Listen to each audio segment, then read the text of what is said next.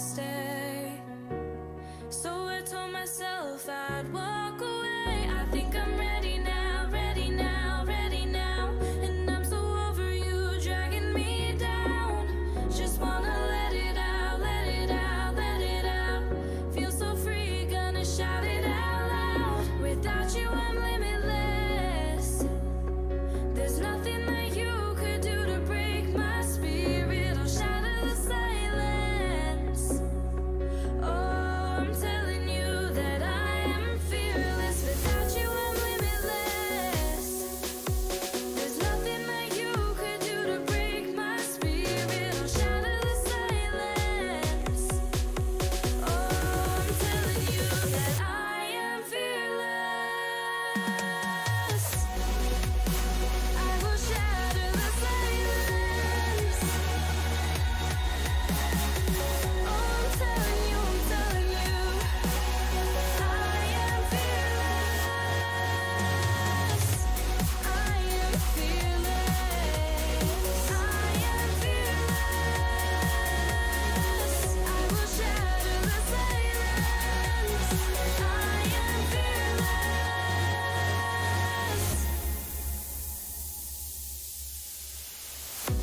It's like a battle every day. Fighting as we watch our feelings fade. You always made it my mistake. Promise myself I'm not to blame. I think I'm ready now, ready now, ready now. And I'm so over you dragging me down. Just wanna let it out, let it out, let it out. Feel so free, gonna shout it out loud. Without you I'm limitless. There's nothing that you could do to break my spirit or shatter the silence. Oh, I'm telling you that I am fearless. Without you I'm limitless. There's nothing that you could do to break my spirit or shatter the silence. Oh, I'm telling you that I am fearless. Oh, I'm telling you, I am fearless. So limitless, limitless. I am fearless. I am ready now. I am fearless. I will shatter the silence. I am fearless.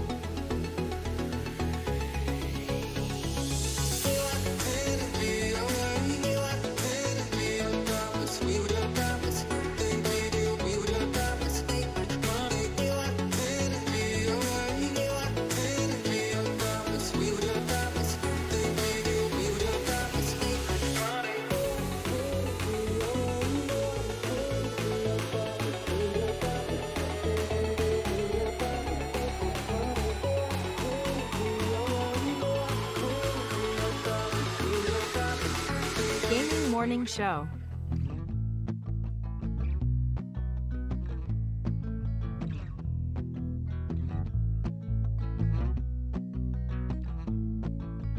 Tell your friends, tell your mom, Gaming Morning Show is on. Wait, Austin, your mom is here? No. Why did I look over where Bob is? Austin, your mom is here? Is she over there? I sure hope not. Is she in the box? Whoa. I haven't seen her in like 2 days. Get out of here, Beelin. I just got the new marble tile installed and you'll mess up the grout. Besides, like our friend Oh Guitar Boy, said, Sorry, KK. it's time for the clinically acclaimed gaming morning show. Or should I say, award-winning. And we have a clip of the year, friends. It is the Lost City of D live. Glad we won. Woo! Burp, burp, burp. Kiki Low is in search of something. I need a D that works. There's the D. Searching in the universe because the D is currently broken. Gaming Morning Show won clip of the year. Oh my gosh. But don't you dare expect to put that Chris Emmy Memorial Clip of the Year trophy in this I box. probably should have prepared something more special. I'm getting the walls repainted soon. Now where to put the chandelier or the bearskin rug? Oh, and the piano, can't forget that. Maybe there is somebody in the world that can help her. Maybe somebody who sings a song. 6 to 9 a.m. Pacific. If you wanna get specific, I couldn't imagine any other place to go than to start the day with the Gaming Morning Show.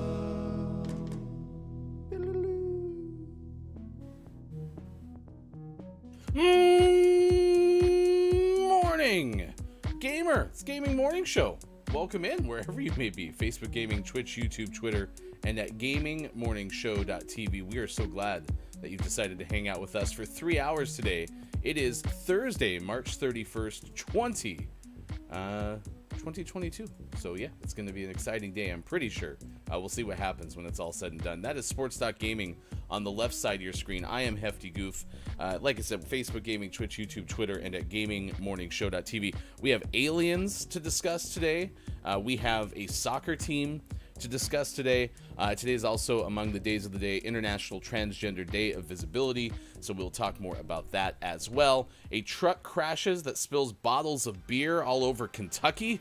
The whole state. The truck crashed, and the whole state was like a big game of 99 bottles of beer on the wall.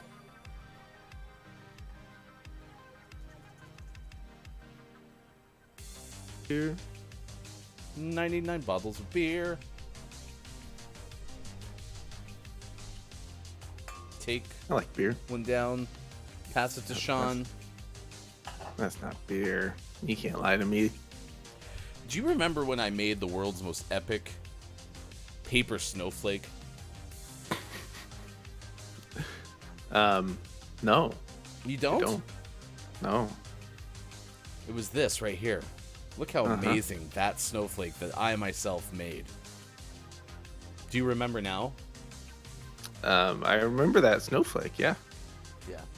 It was pretty much my best work of art that I myself have ever made. Someone, unfortunately, has made one that's bigger. Oh no. I'm very sad. Did they make it for real? Yes, we all who are good at making paper snowflakes always make ours for real. Have you ever made a fake paper snowflake? I haven't, no. Could you imagine accusing someone of making a fake paper snowflake?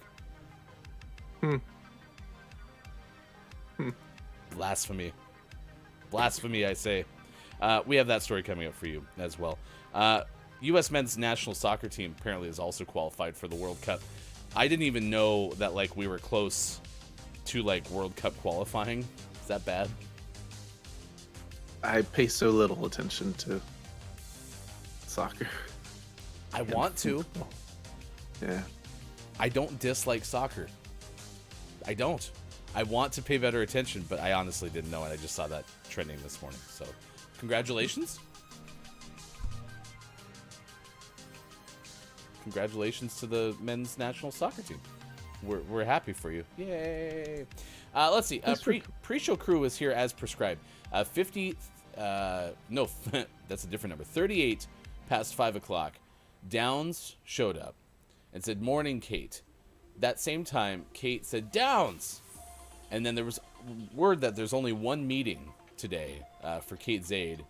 And apparently that's already done. So Kate Zaid's already here and locked in. Scott Chick showed up at 47 past 5 o'clock. So the First hour crew representing pretty well today. First!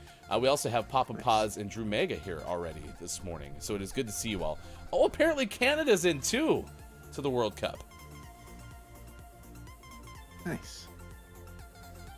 First time since the 80s. What? The headline from ESPN said the U.S. men's national soccer team, they lost to Costa Rica 2-0. So this is part of why I'm a little confused. But they get in, and you just got to get into the tournament, right? That's the whole thing with sports. They do, but it's the first time I think they've been in 8 years or something like that. Is what I thought I read, maybe.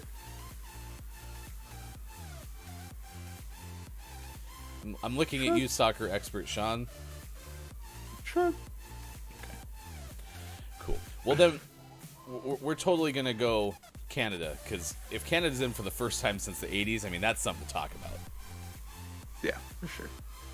I mean, even if I didn't read that Papa Paz just said the U.S. missed the last World Cup, I would be like, oh, okay, well, U.S. is always in, basically.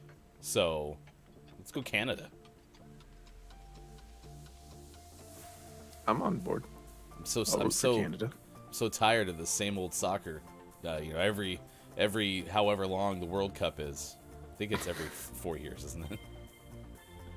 I think that's right. We need Mike. Mike, come back. If you don't know, Mike's on vacation in Florida. It is worth following Mike on Twitter. You can follow us on Twitter as well, at WatchGMS. He's Sports.Gaming. I'm Hefty Goof. But you can find Look It's Mike O on Twitter at that name, because Mike's been sharing a lot more vacation photos the last couple days. It's been really neat. They went to Gatorland yesterday, and they found themselves a turtle. That's not a gator. Or maybe it was a tortoise, but either way, yeah, it's not a gator. So, false advertising. Right? I mean, at least like SeaWorld advertises itself as SeaWorld, so you can expect to see multiple creatures. I like that. Okay. Anyway, good for you finding a turtle yesterday. Today is National Bunsen Burner Day. That's the thing we used to use in science class, right? Mm-hmm, mm-hmm. It's this one. It's the one that's like this, and then you turn on the gas and you go and light it. You had the striker that you had to light it with. Oh, right. And is it like a flame that's like straight up in the air? Yeah. Okay. Can you cook like a steak on it? Sure, why not? Can you control? Wouldn't be heat? the most efficient way to. Okay. Yeah, you can. More gas, less gas. You just have to have a striker, apparently. Mm-hmm. The character from Mortal Kombat 3. Get over here. Mortal Kombat type. Kopi's here. Good morning to you as well. It's National Clams on the Half Shell Day. I prefer my clams in chowder form. I do too. Does anyone know? Do you scoop clams out, or like pierce them with a fork and then you pull them out of the shell, or is that one of those things you're supposed to do that? Do you slurp them like an oyster? I have no idea. Oh, the slurping sound already makes me cringe. But like, I remember doing that with oysters, and like we had to like slurp it out with like a spray of lime or something like that. Mm-hmm. Mm-hmm. Ugh. Ugh. So, we're writing a song as we speak. National Clams on the Half Shell, Chowder Power. I like it. It doesn't roll off the tongue very well, but I still like it. We can keep the cadence. Why am I conducting like this? Do you have your conductor stick? I don't. Oh. I didn't get a coffee this morning, and that's where everyone keeps their conductor sticks. Is in their coffee. Mm-hmm. Yeah, that's why whenever you see it, I don't know last time you were at the orchestra chat, but every time you go out there, the conductor comes out holding a cup of coffee and the conductor stick and waves to the crowd.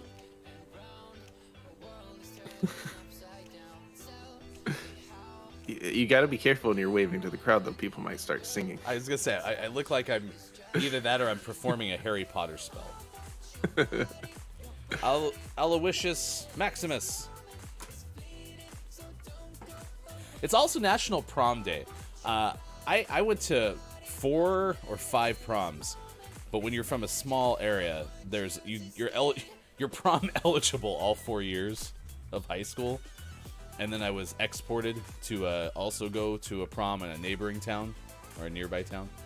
So it sounds far more I don't know, like I'm bragging, and I'm not. Like you were kind of in by default, if that makes sense. You were +1 on prom expectability.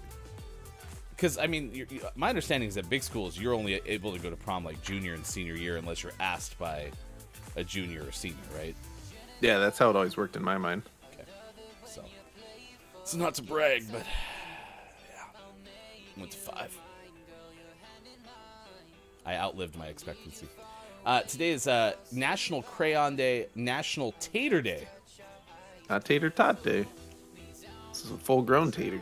Why did they need to have extra days for potatoes? Like, couldn't we just have National Potato Day and call it good? You'd have to ask nationaldayoftheday.com. Okay. I mean, we have National Fries Day, I'm sure, National Tater Tots Day. I'm sure we have Mashed Potatoes Day. Potatoes get a lot of run with the national days of the day. It's true. Today is also International Transgender Day of Visibility. This annual event that happens last day of March and is dedicated to celebrating transgender people and raising awareness of discrimination faced by transgender people worldwide, as well as a celebration of their contributions to society. This is according to Wikipedia. The day was founded by transgender activist Rachel Crandall of Michigan in 2009 as a reaction to the lack of LGBT recognition of transgender people, citing the frustration that the only well-known transgender center day was the Transgender Day of Remembrance, which mourned the murders of transgender people but did not acknowledge and celebrate the living members of the transgender community. The first International Transgender Day of Visibility was held back again in 2009. It has since been spearheaded by the U.S.-based youth advocacy organization Trans Student Educational Resources. And, chat, you're welcome to do this in our Discord. I'm going to try to do this between the 7 and 8 o'clock breaks, is to add in list of actions you can take for TDOV, Transgender Day of Visibility.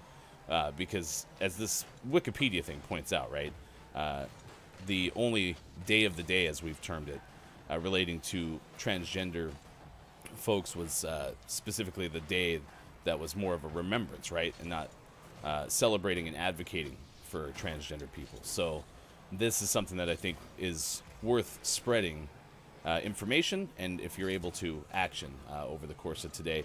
The hashtag is trending. If you want to look up more, it's hashtag Trans Day of Visibility on Twitter.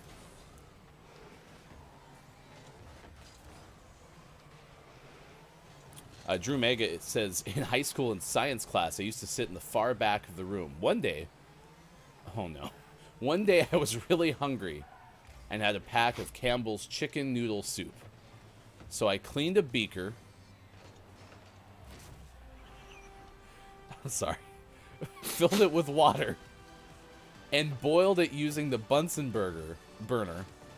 Made some soup, and are you absolutely telling the truth? That is top notch, Drew Mega.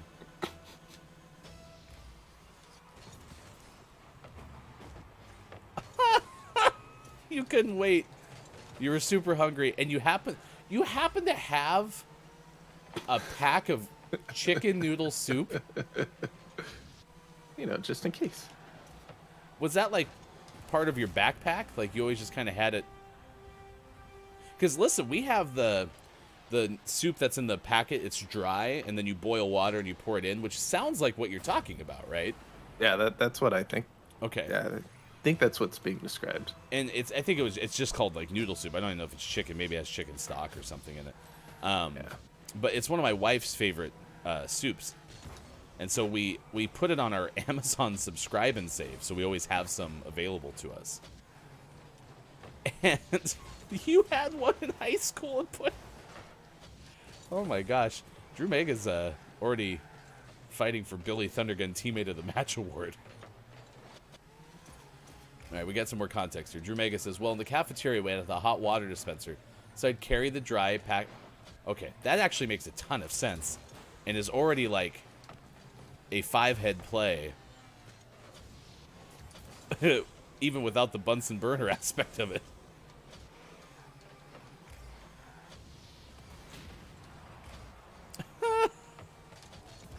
You never knew when you had a hankering for soup. That's great. Papa Paws says, yeah, Trans Visibility Day as well. Absolutely. And Papa Paws, who's a streamer on Twitch, typically has a lot of good input when it comes to days that focus on marginalized folks, for sure. So please tune into Papa Paws. I'm assuming you're streaming later today, Papa Paws.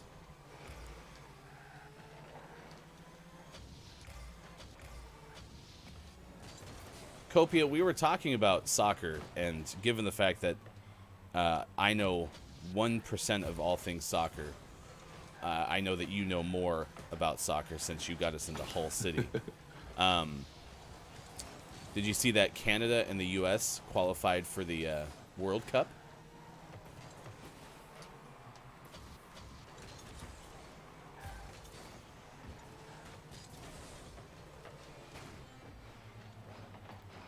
I do remember it's probably then the last time that the U.S. was in the World Cup, because they made it farther than people expected, I think, getting out of the round-robin part, and they actually made the tournament part.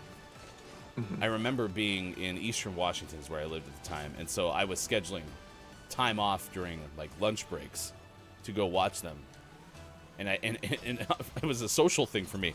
I honestly didn't like get swooped up into like soccer mania. I have done that more often for like hockey, like when the U.S. women's hockey team made the Olympics final, right? Like I was more inclined to watch and get ready for that. But there was a social aspect to it because everybody else was wanting to go watch the soccer team. So I was like, well, yeah, I also want to go watch the soccer team because there will be a whole bunch of you there. I too like fun and people. Yes, I do. Anything with people. So. Oh, I'm being told Mexico too. Wow. So a North America sweep of World Cup qualifying? Does that include like any like the islands, like Puerto Rico or Jamaica? Any of them make it? And actually, now that I say that, are Costa Rica, Puerto Rico, or Cuba, are they classified as North America or are they classified as Central America? I have no idea. Because they have to run as far south as, you know, the end of Mexico, right?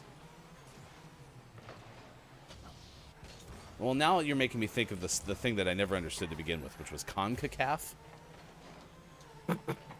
Have you ever heard of CONCACAF? It's like the like soccer organization that like the U.S. competes in for a championship when they're not competing for another championship. Soccer's so hard to follow because they have tournaments in the middle of the year for other things, and it's always confusing to me. But I think, if I'm guessing, CONCACAF probably has like a... Okay, thank you so much. Papa Paz, you're saving my butt today. Confederation of North, Central America, and Caribbean Association Football. And that's why we are playing teams like Costa Rica. That's what I'm guessing. Gotcha. Have I confused the hell out of everyone yet? That's just like the name CONCACAF. I know. Drew Meg, I appreciate this. I read this already. I'm going to read it to you, chat. This doesn't help me at all. But think of CONCACAF kind of like Euro Cup of these regions. Did that clear it up for you, Sean? Oh, yeah. The old Euro Cup.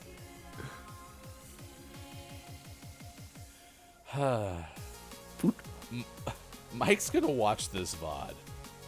And it's just going to facepalm the whole time. Yeah. Well, it's well known that you and I don't really follow football. I know. But I also did a big swing here because here's our topic of the day, and we honestly haven't even gotten to it because it took me so long to explain soccer.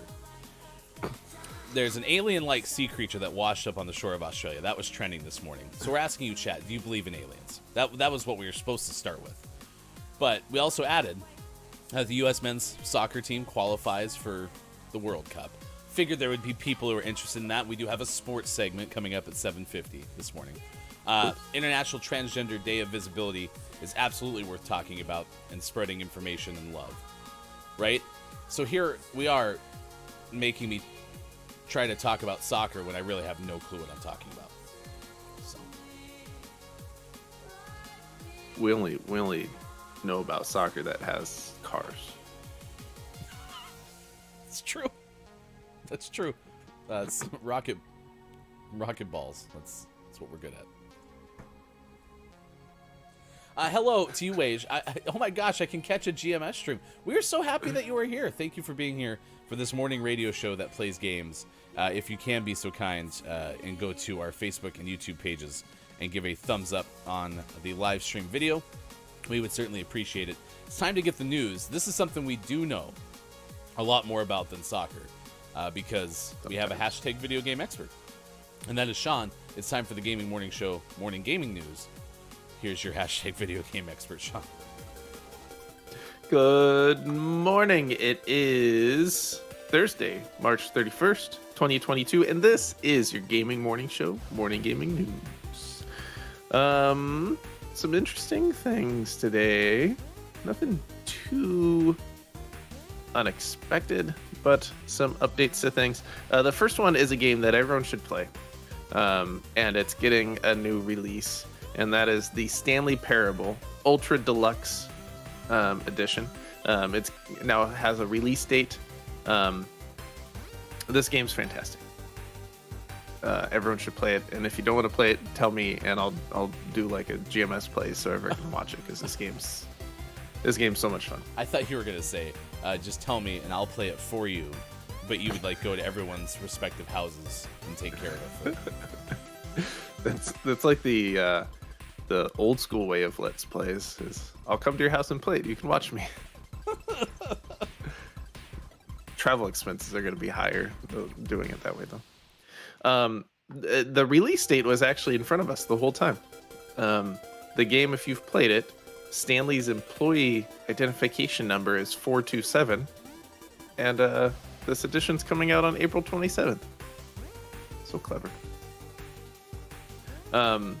The Stanley Parable is a really entertaining, really funny walking simulator where there's a narrator and he tells you to do things, and you can either do the things that he's narrating or you could do the opposite, sending him into fits of frustration. Unexpected things happen, and then you just replay it over and over because there's a bunch of different endings. It's a lot of fun. I don't know exactly what's going to be new about this Ultra Deluxe edition, but it is going to be available on all of the platforms instead of just Steam, which is great. So worth playing. Check it out. April 27th. Speaking of April, segue. There's a MetaQuest gaming showcase announced for April. This is from Adam Bankhurst of IGN. It's the second annual MetaQuest gaming showcase that will take place on April 20th and will give fans a glimpse at the future of VR. It was previously known as the Oculus Gaming Showcase. It is now the MetaQuest Gaming Showcase. It will... because the Meta thing, the whole rebrand of like the Facebook parent companies and all that stuff. Gotcha. Yeah. April 20th, 10 a.m. Pacific time, 1 p.m. Eastern time, 6 p.m. Pst. Have new game announcements, gameplay, first looks, updates on games coming in the next year, and a whole lot of surprises. Oh, I love surprises. That'll be fun. And then in our last news story of the day, it's the end of March, so it's time for us to look at the games that are coming out in April for PlayStation Plus. And we have those now. So the April PlayStation Plus lineup is going to include SpongeBob SquarePants Battle for Bikini Bottom Rehydrated. It's a remaster that was made in 2020. There's Slay the Spire, which is a deck-building roguelike that is one of the best card games out there, according to Game Informer. Use cards as tools to create classic fantasy archetypes of your choice to brave the dangers of various random dungeons. Pretty cool. And then Hood, Outlaws and Legends. It was released less than a year ago on May of last year, and it's a gritty take on the classic tale of Robin Hood and others. It's a team-based multiplayer combat game. And also Persona 5 is leaving the PlayStation Plus collection, which is available to I believe it's all PlayStation 5 owners who subscribe to PlayStation Plus. That is going to be delisted from that service in May. So I believe you can, at the very least, play it in August if you want to play it. But I think it's one of those that if you redeem it and have it in your library, it will stay, but it will no longer be available for new downloads. So if it's one you want, you should get it while you can. We did a poll to ask anyone if they were excited about the PlayStation Plus Extra, which was this rebrand that kind of brought PlayStation Plus closer to Xbox Game Pass.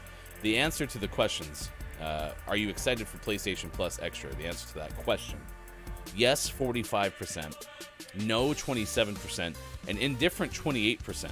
So more people are no or indifferent than they are about the yes. I don't know if that's good or bad, because you have almost half of the people saying, yes, I'm actually interested, but you also have like more than half being like, maybe, I guess. Yeah. And that kind of fits with just how they set it up. Because I think, in my opinion, the people that are excited for it are the same people that were interested or excited about PlayStation Now and PlayStation Plus. And now they save money by it being essentially bundled together. So I'm not going to switch. There you go. I'm happy with PlayStation Plus. My backlog of games that I already own is insurmountable. I don't need 400 PlayStation 4 and PlayStation 5 games and 350 something PlayStation 3 through PlayStation 1 games. Like, I'm not going to have time for those. I'm glad the service is there. Yeah.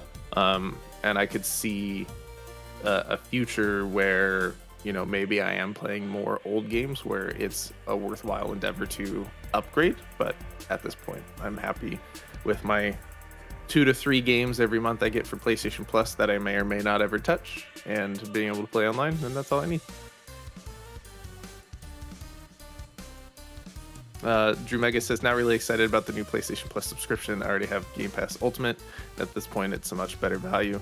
PlayStation Plus is PS exclusive too, so you don't have PS, it doesn't matter, unlike Game Pass, which has PC version too. Yeah, and PlayStation has no reason to delve into the PC universe. You're definitely not gonna be successful competing with Microsoft there.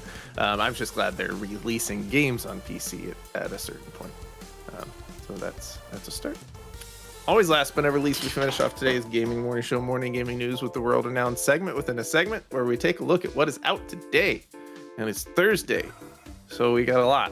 We have Broken Pipe out on Switch, Koromon out on Switch and PC, Cosmonious High out on PC, Cosplay Love, Enchanted Princess out on Switch and PC, Cricket 22 out on Switch, Fix Fox out on PC, Glam's Incredible Run Escape from Duca out on PS4, Marble Maid out on Switch, Moss Book 2 out on PlayStation 4, Princess Farmer out on PlayStation 4, Xbox One, Switch, and PC, Real Heroes Firefighter HD out on Xbox One, Red Wings American Aces out on Switch and PC, Starship Troopers Terrain Command out on PC, Tropico 6 Next Generation Edition out on PlayStation 5, Xbox Series X, and Xbox Series S, Weird West out on PlayStation 4, Xbox One, and PC, Whispered Trip out on Xbox One, Midnight Ghost Hunt out on PC, and for the most prestigious award in video game focused morning shows, your favorite segment within a segment within a segment, today's name of the morning goes to Glitch Hikers, The Spaces Between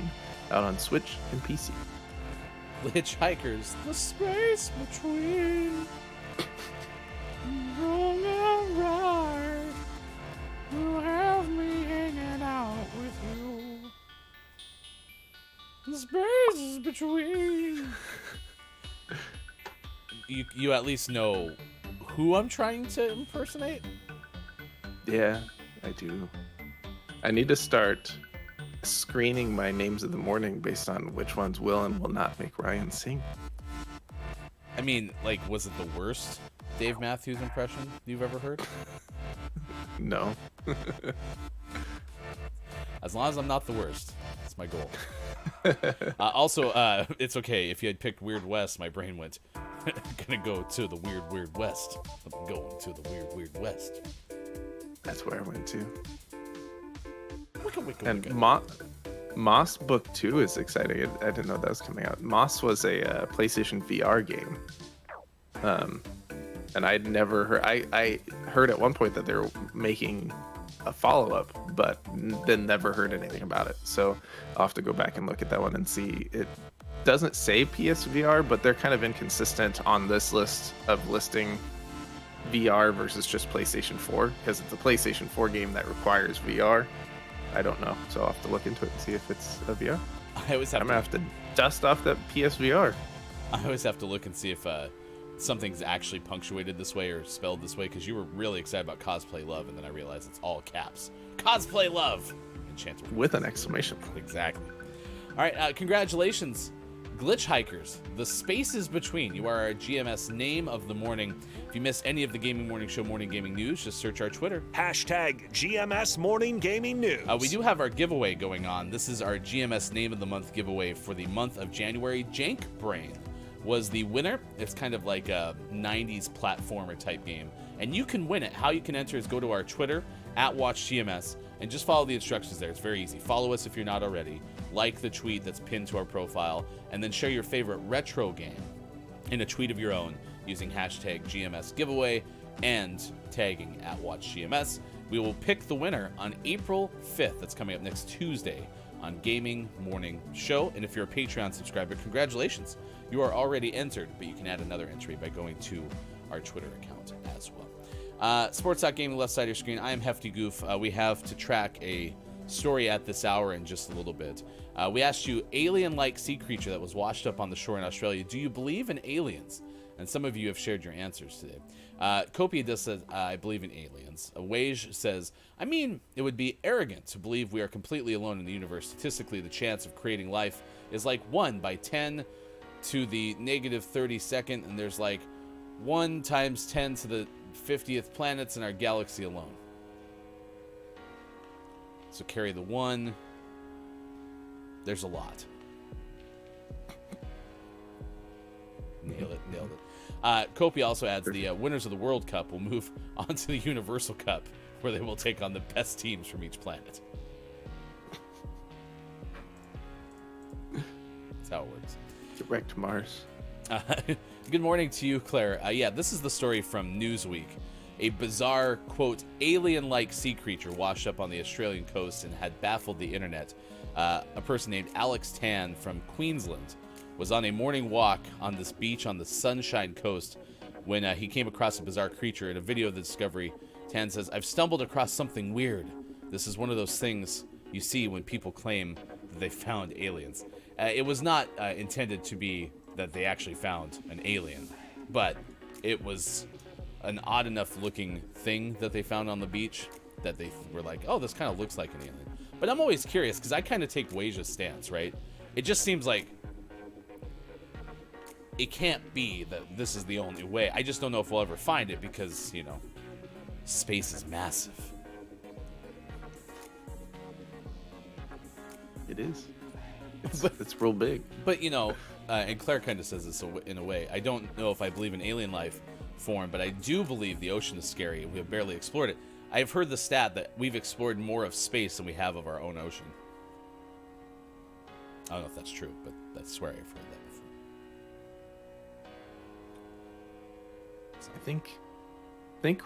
I think it's that we know more about space than our own ocean, or something like that. I'll accept that. So, Yeah, Claire, I'm with you though. The ocean, I don't know if I find the ocean scary, but I definitely find the ocean like maybe a little intimidating. So like I'd be willing to like throw on the scuba gear.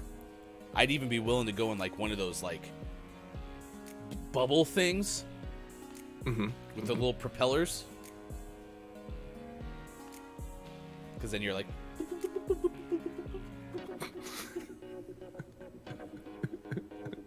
So a Jetsons car? I'm really happy that we have a visual component to the show, but also the fact that we're a radio show. It makes me realize how much you miss with my gyrations. But hey, the sound effect came across. Yeah, exactly. The Jetsons car. I did describe a Jetsons car, didn't I?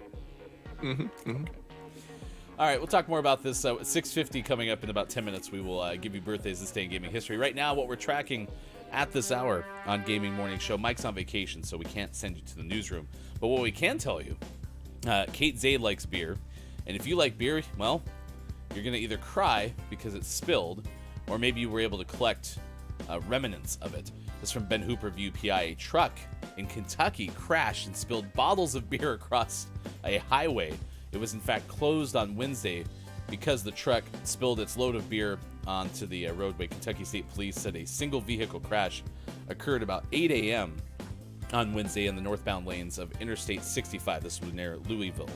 The driver of the truck was not injured, and so the government of the county shared photos showing bottles of Bud Light Platinum spilled across the roadway and the shoulder of the highway. Oh no! They spilled the expensive beer. Well, the expensive Bud Light. The section was closed for several hours in the morning for cleanup work, and the roadway reopened in the afternoon. Like in the morning, like as in the AM, or like in morning? Ladies and gentlemen, we are gathered here on this highway today to lament the loss of dozens, if not hundreds of dozens, of Bud Light Platinum. Yeah, Bud Light Platinum.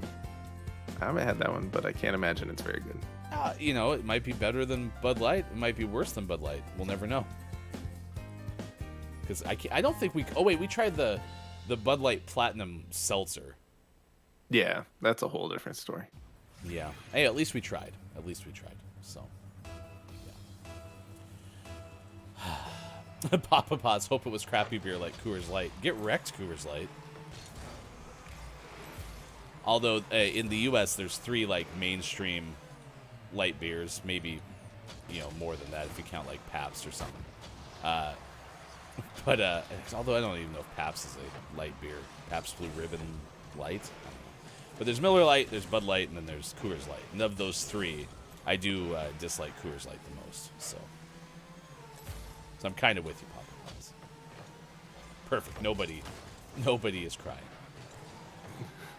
I'm sure the Bud Light distributor was in that area. I'm sure they were upset.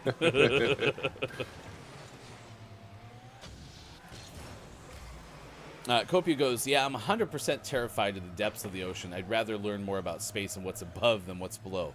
Really? You're terrified of the depths? I mean, the only thing that really spooks me out about the ocean is there's just no light. Like, things start to get real dark in the ocean not that far down.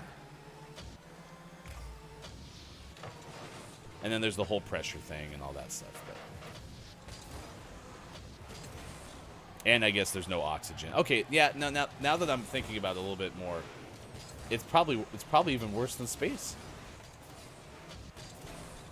I'd still try, though. Wage says, Copia, good news, though.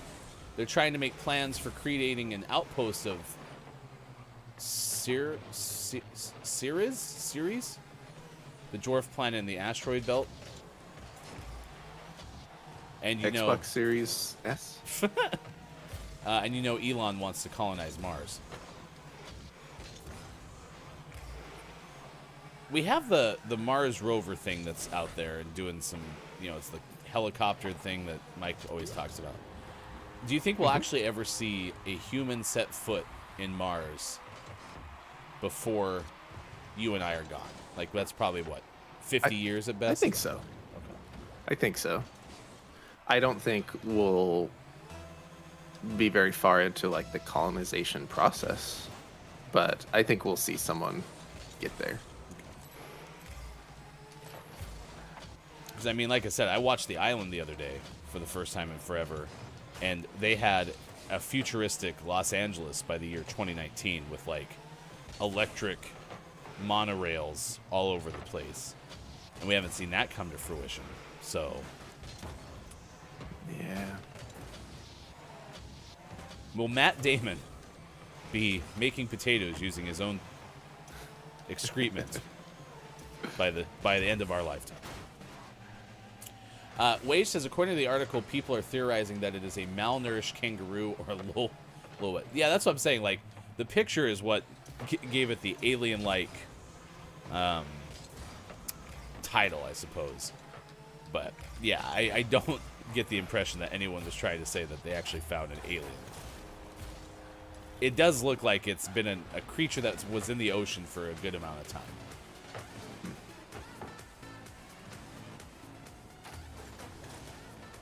It was very, it was almost translucent. Yeah.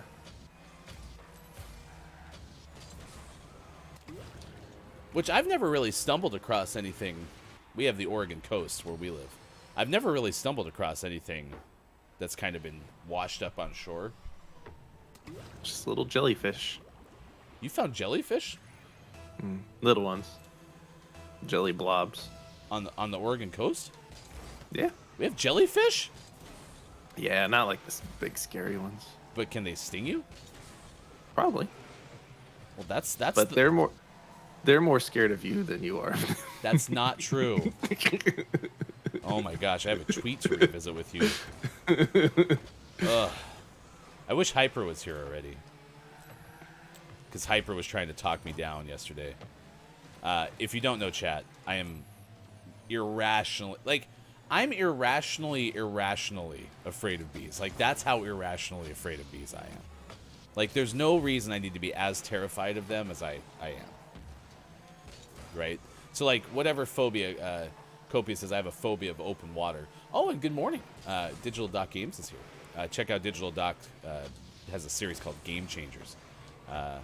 Very cool interview, episodic video series that you can watch. But I'm likely as terrified of open water as what Copia is. I'm as terrified of bees as you are of open water.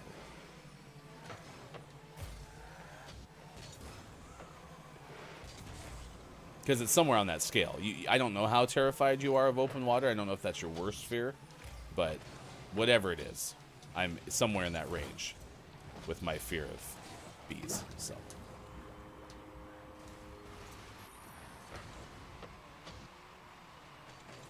It's not even like hornets. It's like all bees. Bumblebees terrify me.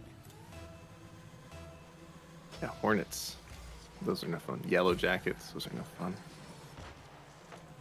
There's even this chart that I tweeted out yesterday that doesn't even have wasps. Well, it has a wasp on it, but it doesn't have... Oh, it didn't have hornets on it, now that I think about it. That's the one that was missing, because I have a big 3 of bees that terrify the heck out of me. And it's wasps, hornets, and was yellow. there a tournament at some point?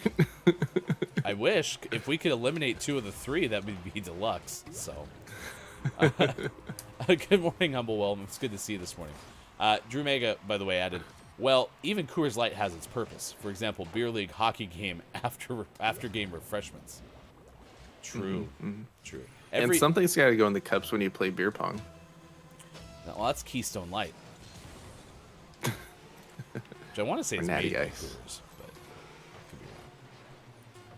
Didn't you have a theory that every something has its purpose? Every type of pizza has its purpose or something, right? Yeah, that's the way I feel about pizza, is that all pizza has its place.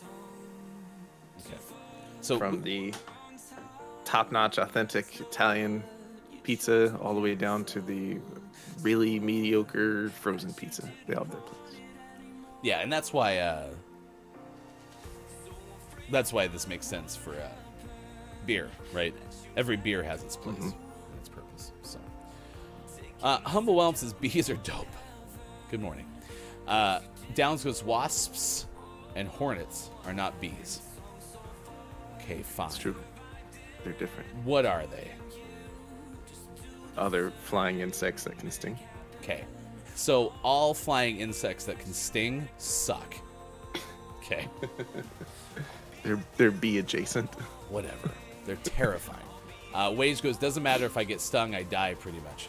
Oh, I didn't know that you... So, and listen, this even proves my point further. I have no allergic reaction to getting stung by a bee. That I know of. Because it's been a long time since I've been stung by a bee, and I don't know if that, like, develops over time. It's been at least, like, 35 years since I was stung by a bee. You want to know why, though, I haven't been stung by a bee? Because I run from them. What if you got stung by a bee, like, today, and you get stung and you're like, oh, that's what I'm that's saying. it? Yeah. So this is that's where... not. I barely felt that. Yeah, I know, I get it. That doesn't hurt that bad. Did it? Oh yeah, there's the sting. Oh yeah, no, it's not bad at all. Oh. And then your arm swells up and you pass out. Part of me thinks that, like, this is one of those things where I just need to get stung. Yeah. So, I'll talk more about this next hour. Let's put it this way. I even have a story about April 27th because you were talking about the Stanley Parable. It comes out on April 27th. I have an April 27th story. So I'll try. I'm writing these down. If you want to talk to me about bees, follow me on Twitter, Hefty Goof, and we can talk about bees today. I didn't have as much time yesterday as I wanted. Okay. But I acknowledge that bees are the whole key to our food supply, so acknowledgement of that. Let's do birthdays. By the way, we have ourselves an alien. I don't want to keep explaining, so instead of me talking, let's just show our alien. He's behind a window. His name is Mary Bear. Good one. I kind of feel like I didn't even try on that one. Yeah, I feel that way too. Okay. Anyway, say hi to Bear Bear. He's back there. Is Bear Bear an alien? I don't know. I'm the only bear I know that talks, so other than, Winnie the Pooh. Humble, thank you for trying to talk some sense to me. All right. Birthdays this day in gaming history. If you have a birthday that you would like to celebrate, maybe you know someone who has a birthday in your inner circle, please let us know because we would like to celebrate with you.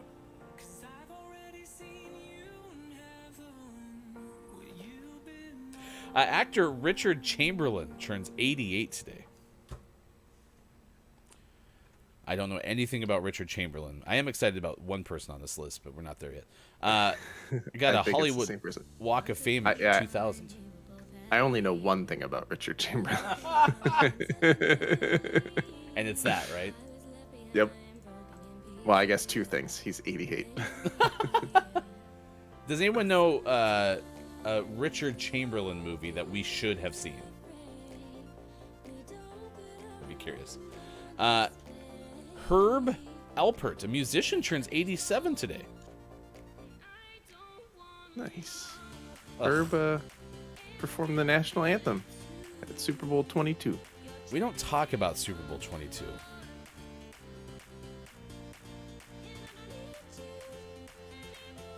Not even the national anthem? That was probably the best part of the beginning of that Super Bowl was really, really fun.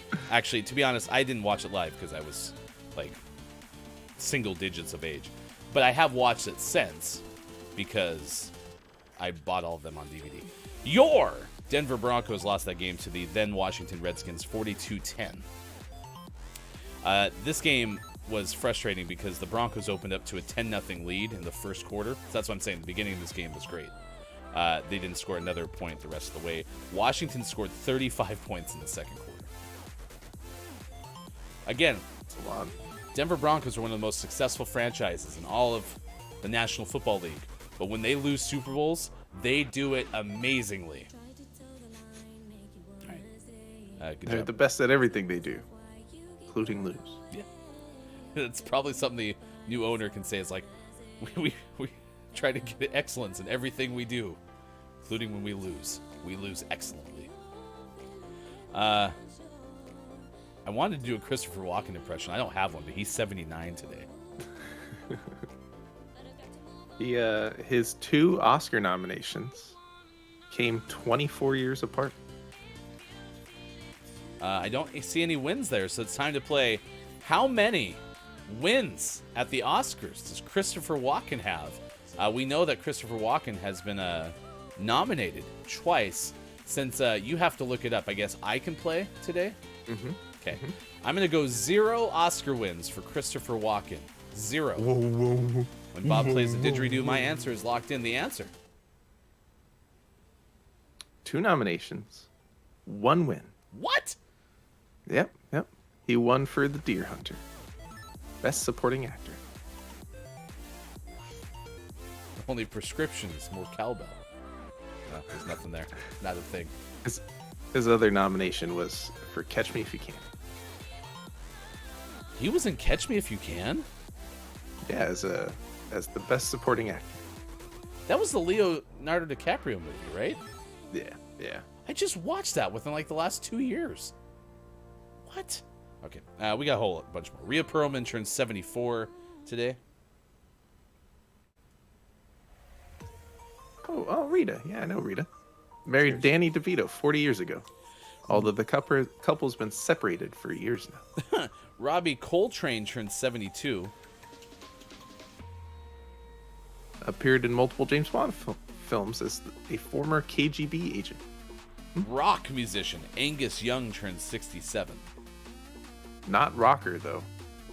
Rock musician. Angus is originally from Glasgow, Scotland. So are they insinuating that Angus Young of AC/DC has more musician-like talent than the rockers who usually make our list? Ooh, maybe. Is it really a knock on the rockers? True. Actor Tony Cox is 64 today. Has played roles in Bad Santa, Me, Myself, and Irene, Disaster Movie, and more. He was in George Lucas's Willow, as an Ewok in Return of the Jedi, and as the Preacher in Tim Burton's Beetlejuice. Happy 64th to Tony Cox. I Am Barely Breathing musician Ewan McGregor turns 51 today. His fun fact's terrible. You know that really, really popular role he had as Obi-Wan Kenobi? It's coming back as a very high-profile Disney Plus miniseries. This is probably the first time anyone's heard of it. But you know who's going to play Obi-Wan in that? Duncan Sheik. Of course. Ewan McGregor was also on the island. Actress Kate M turns 42 today. It's Makuchi. It's a very funny name. She makes lots of jokes about it. She once appeared on Will Wheaton's YouTube channel to play the tabletop game Last Night on Earth. Will Wheaton has a YouTube show, I don't think it's on his channel, called Tabletop, and they play games. There hasn't been new episodes in a long time, and that's sad. Director Chloe Zhao turns 40. Won 2 Oscars for Nomadland and was nominated for 2 more. I'm happy that they included both nominations and winners that we don't have to play the game. Brian Tyree Henry turns 40 today, is in the FX comedy drama series Atlanta, and received a Primetime Emmy Award nomination for Outstanding Supporting Actor in a Comedy Series. Also today, actress Melissa Ordway turns 39. Best known for her role as Abby on The Young and the Restless. Did you know that the actress who played Billy... Just kidding, we're not going to do that again. Okay, Gordie Howe had a birthday on this day, is no longer with us. Johann Sebastian Bach, one of the composer action figures that we've talked about prior on this show. Dun, dun, dun, dun. Also had a birthday on March 31st. Jazz trumpet player Christian Scott is 39. Christian Scott is fantastic. Everyone should go listen to some Christian Scott music. There's also some good documentaries about him that are floating around on YouTube. His family is part of like a Native American tribe, and he's actually like the chief now of that tribe. Wow. He's fascinating and great music. Guitarist Jack Antonoff of Bleachers, parentheses, end of fun, is 38. Is fun, lowercase with a period, a band? I didn't realize it was lowercase with a period, but fun is a band, yeah. Jack Antonoff was also part of Steel Train. Oh, okay. Yes. This day in gaming history is really odd because being the last day of March, and I'm guessing the last day of like a fiscal year of some sort, all of them pertain to unit sales. So we'll give you a couple. 1997, the Nintendo Game Boy had sold 7 million, about 7 million over the past 12 months that year. Nintendo 64 had sold 2.5 million up till March 31st, 1997. This year, this day in 2001, Sega stopped production of the Dreamcast. Again, most underrated system of all time. Nintendo in 2002 said 3.8 million GameCube systems had been sold to date. That same year, there were still about 10 million Dreamcast shipments a year after it was halted. Wow. 2003, PlayStation 2 had sold 51.2 million up to that date in 2003. Xbox had sold 13 million. Did the Xbox come out that much later than PlayStation 2? Or was that the divide? No, I think it was later and there was a divide. GameCube 9.4 by that point. 2003, Nintendo Game Boy Advance had sold in the past 12 months 15.7 million. In 2007, 5.5 million had sold to date of PlayStation 3. And that same year, 2007, PlayStation Portable had sold 8.4 million. So there have been more PlayStation Portables sold by March 31st, 2007 than there had been of PlayStation 3. PSP was a pretty good handheld. So why did it not? I don't understand why. Is it cell phones? Was it smartphones? Probably. Well, and then they needed to release a new handheld, and the Vita came out, and the Vita didn't do as well. The PSP had a very, very long lifespan, though, because people hacked the crap out of that thing, and you could play almost anything on it. Gotcha. When the PlayStation Vita went away, there was that big ceremony. I don't know if you remember, had the theme song, Don't Cry For Me, PlayStation Vita. Don't cry for me, PlayStation Vita. And in 2007, Nintendo sold 23.6 million Nintendo DS units worldwide. Everyone loves the Dreamcast. We'll talk more about that. I'll tell you about April 27th Day, which is a real thing. We can unpack my fear of bees. And we'll all do that next hour, along with our top 10 list, which is 10 times we thought we had found proof of aliens. That's coming up next hour as well. Sports.gaming left side of your screen. I am Hefty Goof. Come back. Second hour of Gaming Morning Show comes your way next. It is March 31st, 2022. Thanks for being with us. Facebook Gaming, Twitch, YouTube, Twitter, GamingMorningShow.tv. Oh, this fever comes and goes, and time slows. But the longer I'm alone, grow.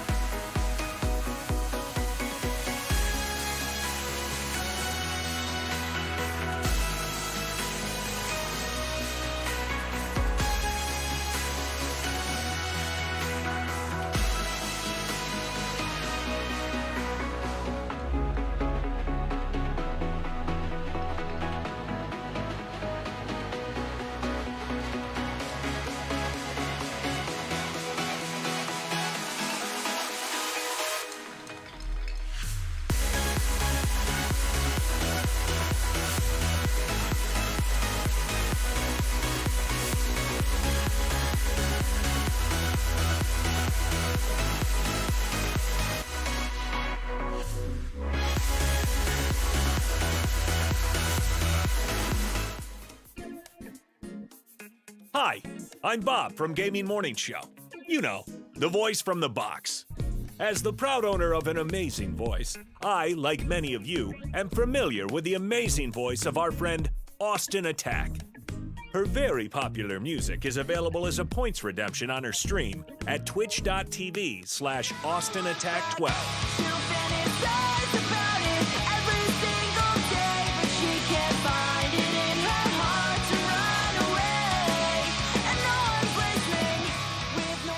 However, it is Austin's sound effects that are the real hidden gem.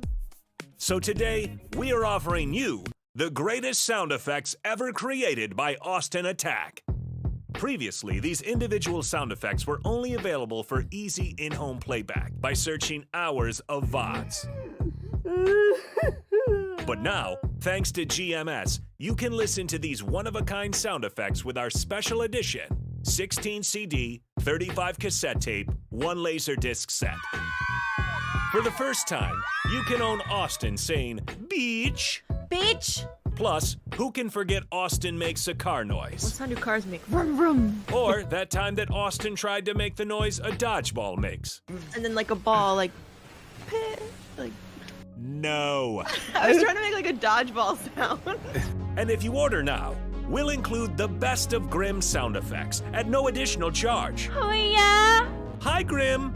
Get the best of Austin Attack's special effects collection by sharing random cat pictures in our Discord. Please keep in mind this collection is fictitious, and you'll never actually receive anything, except our love. And isn't that better anyway?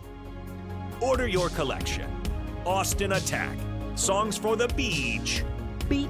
By calling 555, put it on a pancake, or visit our website, GamingMorningShow.tv.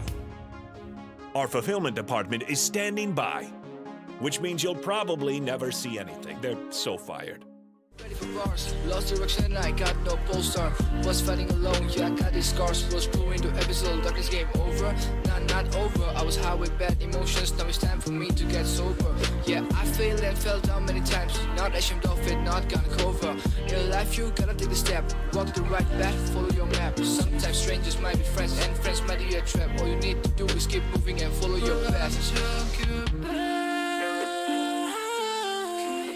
The darkness to see a shimmer of gold.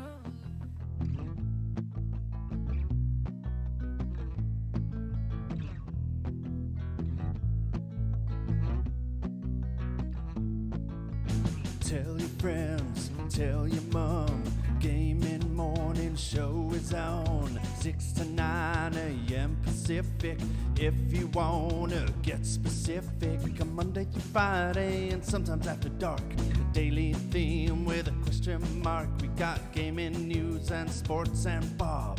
Hefty, Austin, Mike, and Sean, the heartthrob. I couldn't imagine any other place to go than to start the day with the Gaming Morning Show.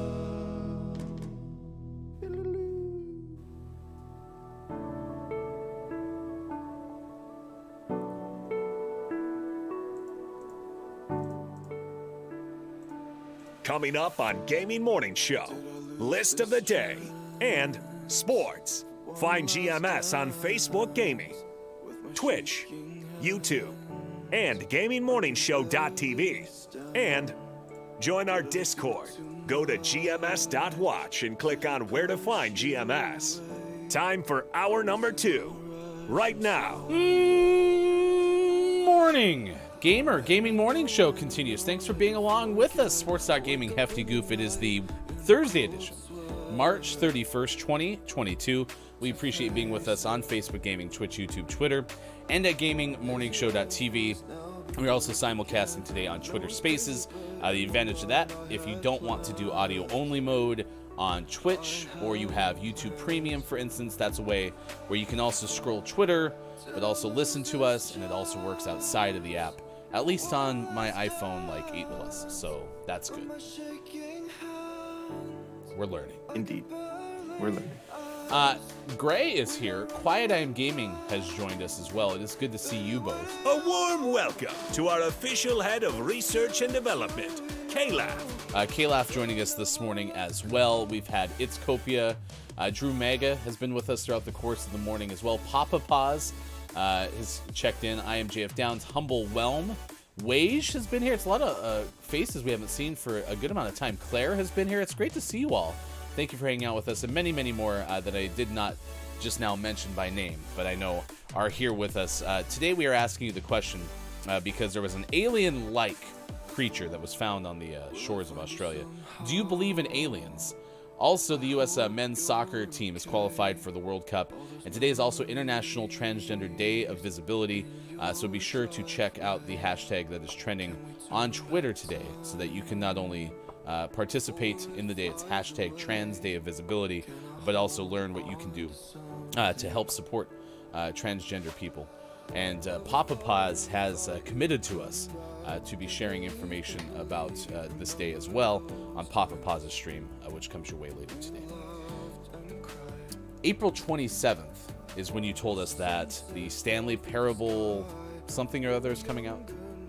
Yeah, this Stanley Parable Ultra Deluxe Edition.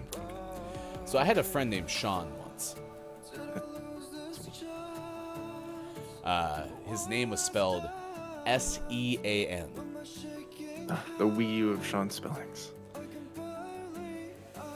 Probably was a bigger fan of the Wii U than you then. Wii U than you than he. He had this thing. I used to work with him. He had this thing where one day, him and some of his friends were like, it's April 27th. We should do something. And so they ended up like going golfing and then did something else and then did something else after that. And it became a big like day-long event. And so they started to do it annually and called it April 27th Day. And I was invited numerous times and never participated. I was washing my hair. No, to be honest, it would have been fun. I would have loved to have done something. But how cool is that where it's like, you know what? Every year we're just going to do something as the group of us. I don't know how many there were. There might have been 4. Might have been 7. That's not important. But like you could just have like a day that you just do something. And they called it April 27th Day. And it made me smile. I like that. I do too. We should do something. Well, so I have a proposal. Okay. What if we also had an April 27th Day? And then if my other friend Sean, I know you two can't meet because then the universe explodes, but we like make it a worldwide movement, and April 27th Day becomes like a galactic holiday. Ooh, April 27th is tough. It's the day after my daughter's birthday, and so chances of me being busy on April 27th when they fall on like a Friday, when her birthday's on a Thursday, or etc. is risky. Okay. We Chat. should have a different day. What's a good day for us to have just a random GMS celebration day? Can't be like our GMS anniversary or anything like that. Give us just some random date that you think would be appropriate, and we'll work off of that. I also was on Twitter yesterday, and somebody took the time to put together hey, the weather's getting warmer, so watch out for all of these things. Okay. It was titled A Comprehensive Guide to Yellow Stripy Things. Which is a good name because how many of these like insects that fly around looking to murder me are like not even in like the bee or hornet category? Like there's one that like can hover really well in the Pacific Northwest. Kind of does this. And then it has like an abdomen that looks like a bee, but it's not a bee. It just kind of floats. They don't sting me. So. Is that a housefly? It's not. It's smaller. So, anyway, think about it because the weather's showing up. Like I was at a school the other day with my kids.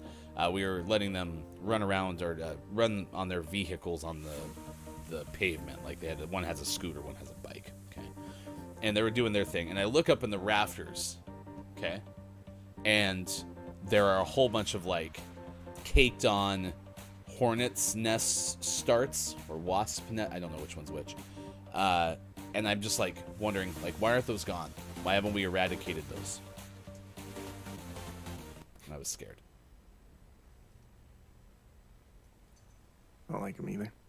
I'm not as scared of them as you are, but I also don't like stinging insects. But I was swarmed by yellow jackets when I was in college, and that didn't help anything. And what did you do to get swarmed? I was doing yard work. Exactly. Upset their nest. Absolutely nothing. Just minding your own business, like decimating their habitat. I was using an edger near a stump, and apparently in the root system of that stump was a yellow jacket nest. And how would we know that? They didn't even put up any signs. It's ridiculous.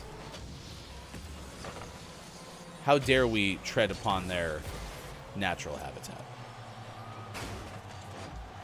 All right, so here's some of the comments about the comprehensive guide. I really hope Humble is here, because Humble was straight up lawyering for the bees, which I get. We need to protect the bees. The honeybee, according to the person who posted this. Do I have a source? Yes. Eric Ravenwolf posted this. Okay, I don't know anything else about Eric, but this is what I was told. Honeybee is the bee that needs help the most. Why do we need to help the bee? Can't the bee just take care of itself? This is gonna be a big game of point counterpoint. So,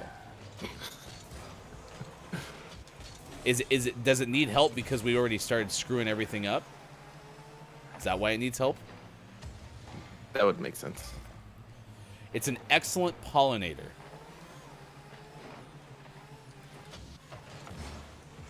I am the pollinator. Okay. It's apparently very friendly. So you're telling me if I walked up to a honeybee and stuck my finger out, I'm supposed to expect that thing to just crawl on it? Yep.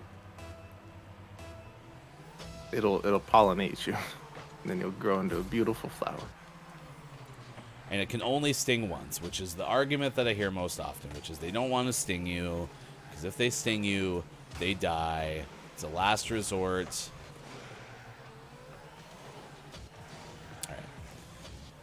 All right.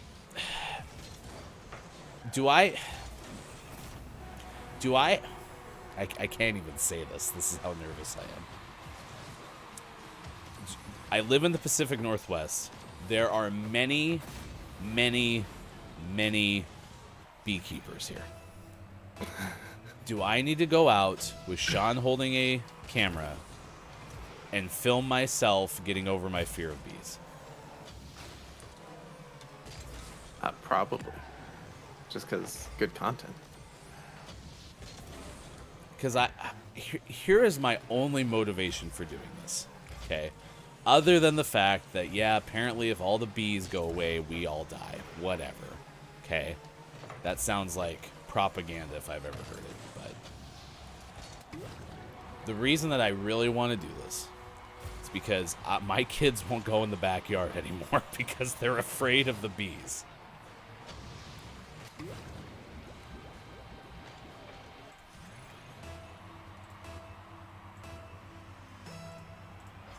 Somewhere along the way, they heard me talk about bees enough where I have made my children afraid to go in the yard. So I don't want them to be afraid to go in the yard because they're afraid of every single thing that flies. Like, my children are even kind of afraid of, like, flies, like just harmless house flies, because they buzz. Mm-hmm. So I feel like I have to go do this so that I can get over my fear, so my kids will be more inclined to go outside. I think that's helpful. But I think you will have to take further steps to make them not afraid, because they are already irrationally afraid. the damage is done.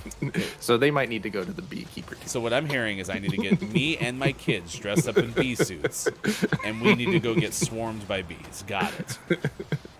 Also, in my mind, you're in bee costumes now. And there's a whole new level of fun. Did I just say bee suits, and that made you think? Yeah. Of...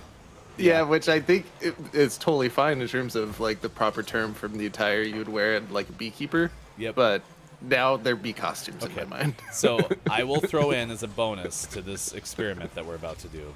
I will throw in a bonus of, I will do a mock Honey Nut Cheerios commercial as well.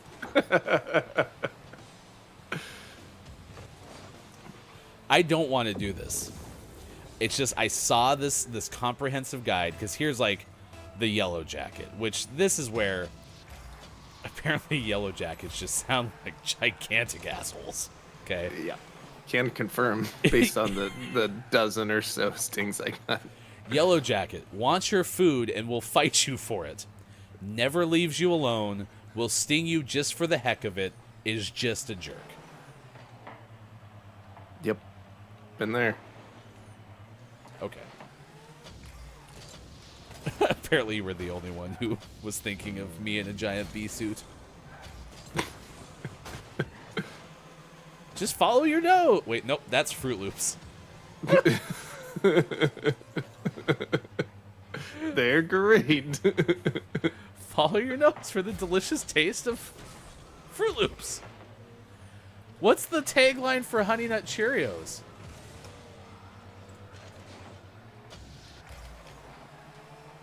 I don't know. No, the little bee character says something. Every commercial, he has a tagline. They're good for you. That's not it. It's something like that, though. Like, it's good for your... No, that's like Cheerios. Like, it's good for your heart or something.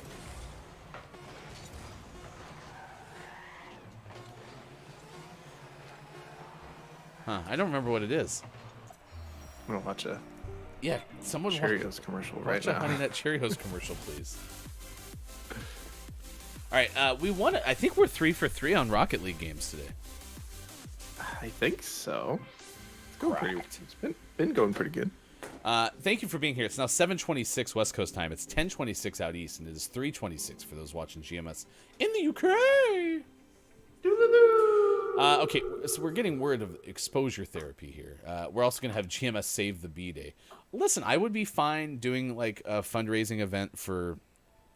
Actually, you know, maybe there's an event we can do, like a mutual aid thing for bees. Honestly, like I've been really in... Kim Chika and I talked the other day about mutual aid. And we had done this thing last year called the GMS Week of Action, and our intent was to do one of these every other month. And we still want to do that. It's been harder to get off the ground than I had expected. But mutual aid is going to kind of be the way that we'll go through these. We'll definitely raise funds and stuff. We're still going to do our Trevor Project fundraiser as well.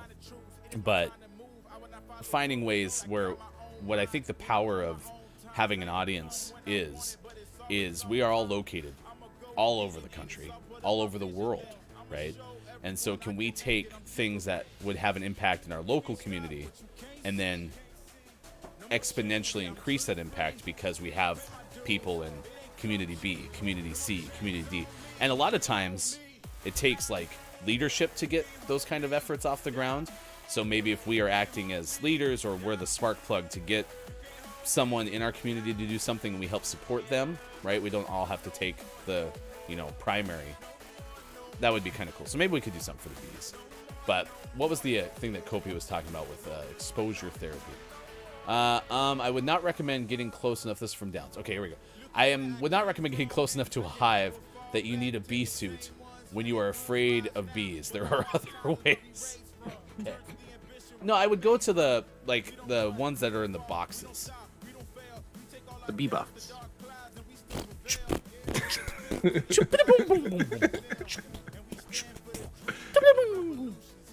That beatbox? Yep. I like how Downs is trying to take care of me. Downs. Oh, you're the best.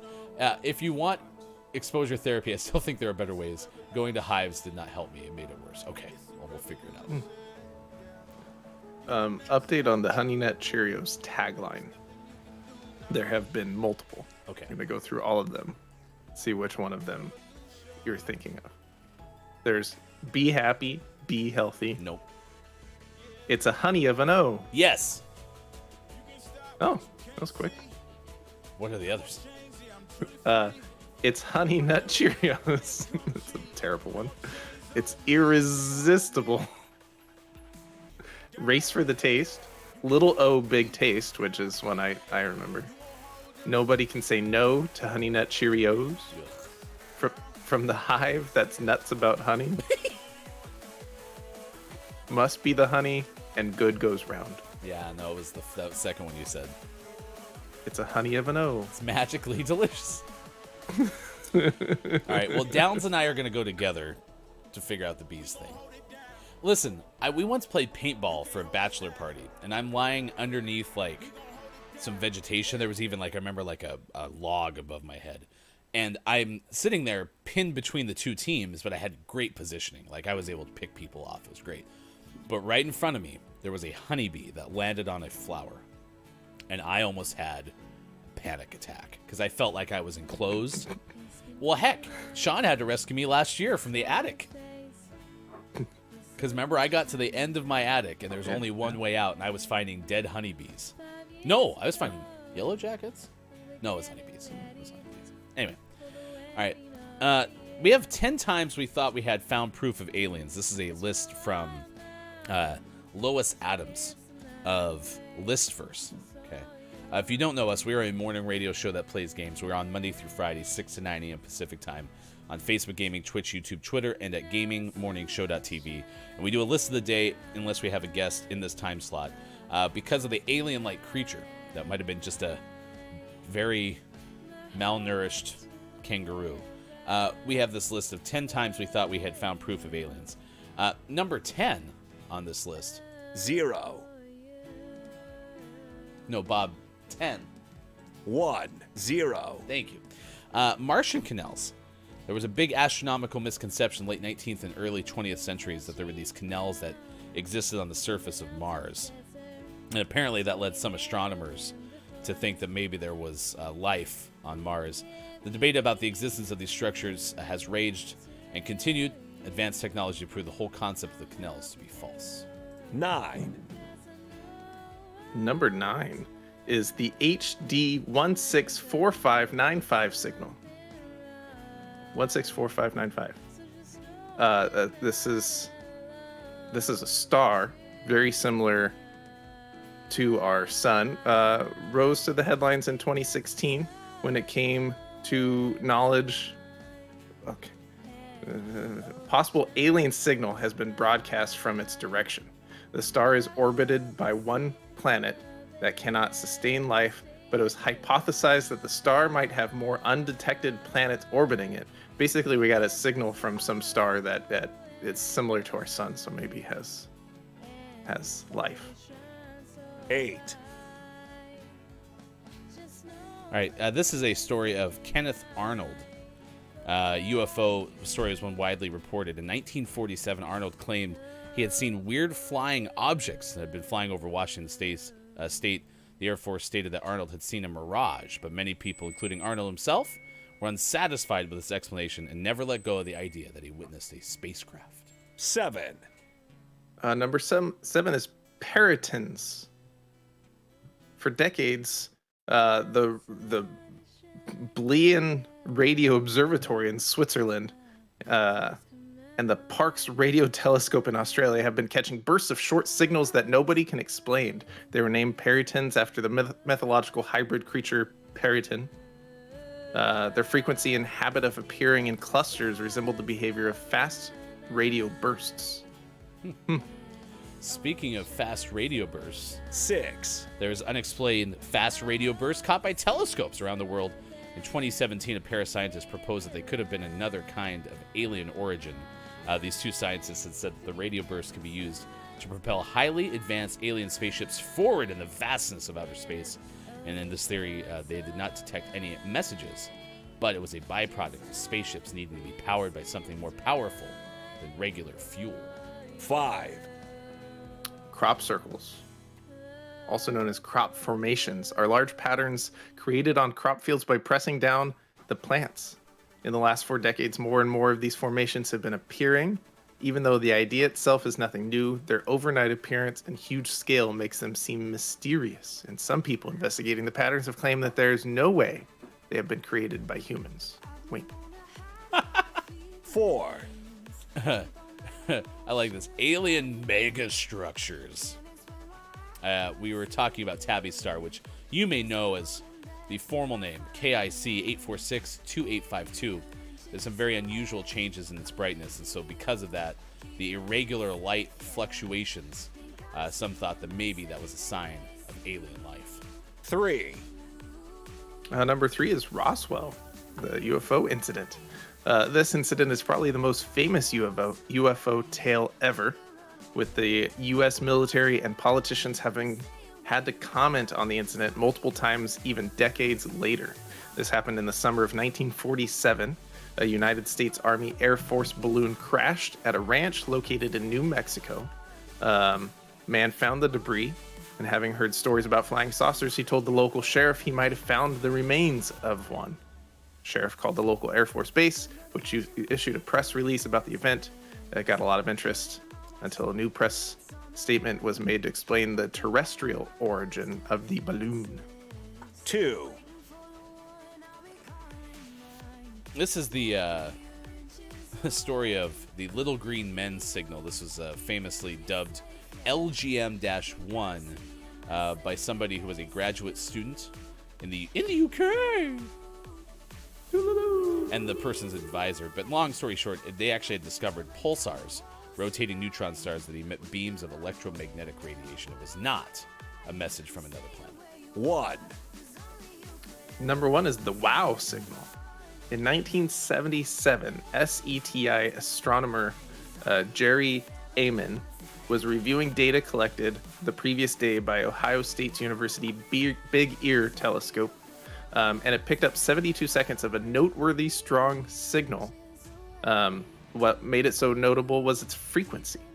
That specific frequency could very possibly be used for communication. It would make sense for an intelligent species to pick up a channel that is easy to listen to, as opposed to the frequencies of Big Bang background, radiation, or quantum noise.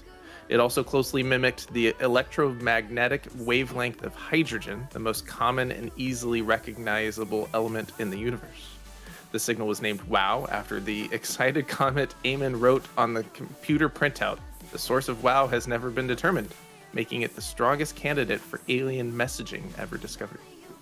Do you know who will play this person in an upcoming movie? Is it Duncan Sheep? Nope, it'll be Owen Wilson. Wow. All right, there you go. 10 times we thought we had proof of aliens by Lois Adams of List First. All right, I think Sean's got to run. We'll come back in the final hour, correct? Mm-hmm. All right, we'll see you in just a little bit. I am Hefty Goof. Thanks for being along for the ride. It is 7:36 now on the West Coast. It is 10:36 for those watching GMS. On the East Coast now, 3:37 for those watching GMS. In the UK. Didn't leave that fast, huh? All right. Thanks for being here, chat. Luna's here watching on YouTube. If you haven't liked us on YouTube, we certainly would appreciate if you would. And if you go there, today you can watch episode 15 at noon Pacific time today. It's the YouTube exclusive GMS Plays Horizon Forbidden West. This has been a lot of fun to watch this series from Sports.Gaming, and you can enjoy it as well. Please check it out at noon today. We are also working on adding more content to our TikTok and Instagram, so if you would like to be ahead of the curve and follow us there, you can. Both handles on both platforms, our Gaming Morning Show. Like I said, Luna's here. It's good to see you this morning. Scott Chick is back from a run to the recycling center. That's quite enough of the outside world today. Well, welcome back. Wage says, can you imagine them not knowing Independence Day and Alien are entertainment? They probably think there's actually some kind of alien trying to wage war with us, a pre-galactic civilization. This goes back to Down saying, I don't think aliens will visit us while we have Sigourney Weaver, Will Smith, and Tom Jones. To Wage's point, like, the movies like go out into space because of however they're transmitted, satellites or whatever, and alien life forms pick it up and be like, oh no, they've already prepared for us. Sorry, I'm out of missiles. Or no, does anyone have any missiles left? Sorry, I'm late, Mr. President. Independence Day is great. We've been talking about yellow stripy things, otherwise known as bees and hornets and all that stuff. I'm trying to get over my fear of bees.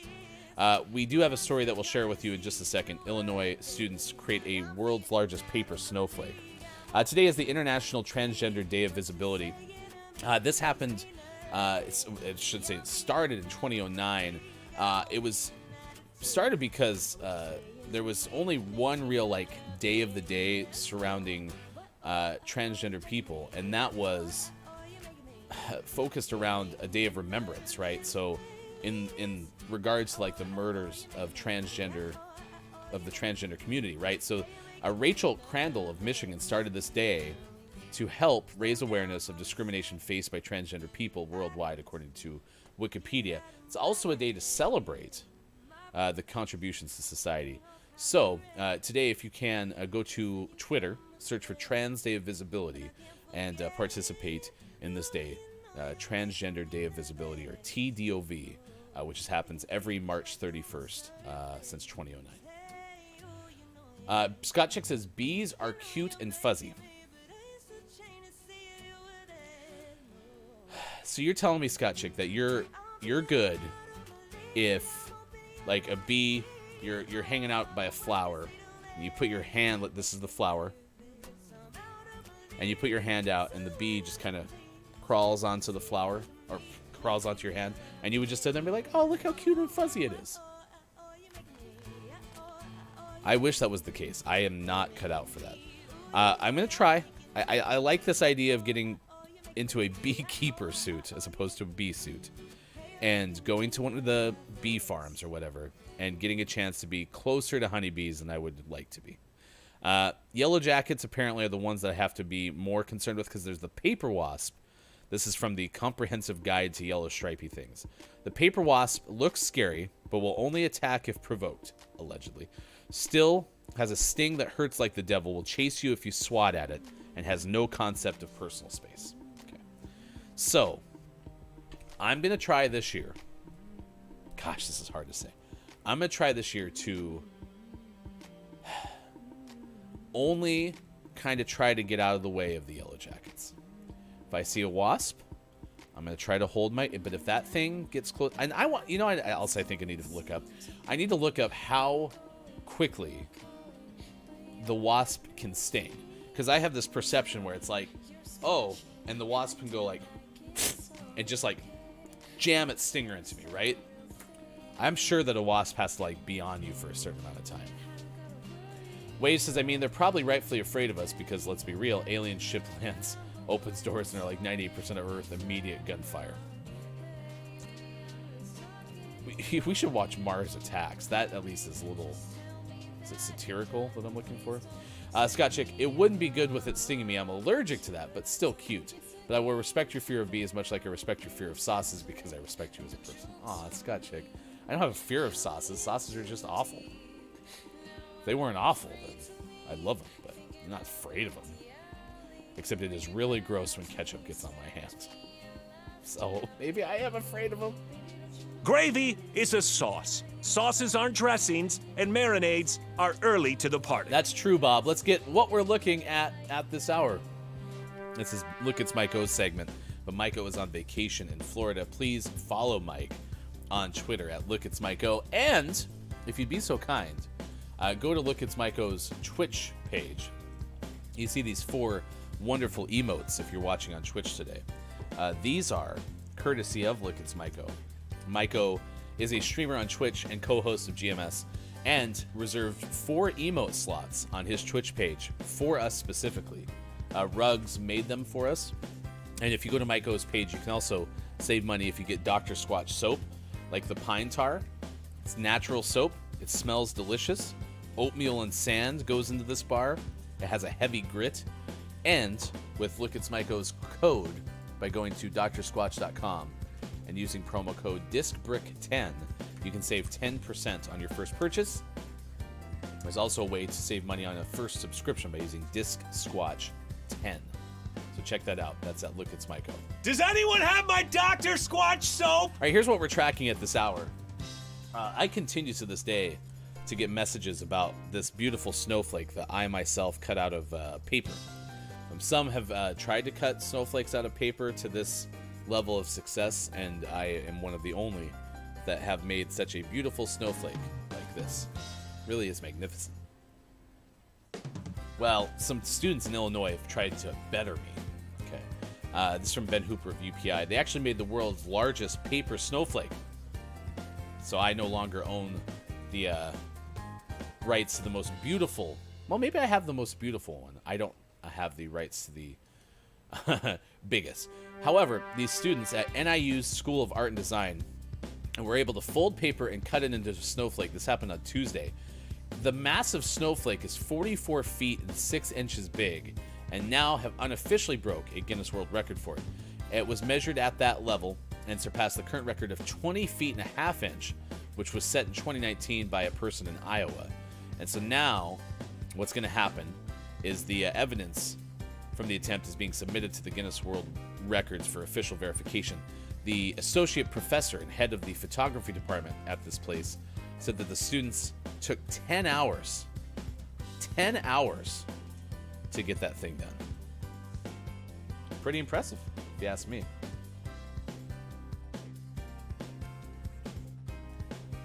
I think mine's still prettier.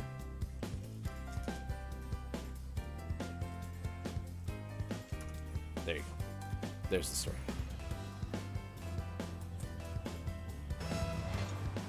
That's what we're tracking at this hour on Gaming Morning Show. Good morning. We are a morning radio show that plays games. We are asking you today, do you believe in aliens? Thanks for stopping by.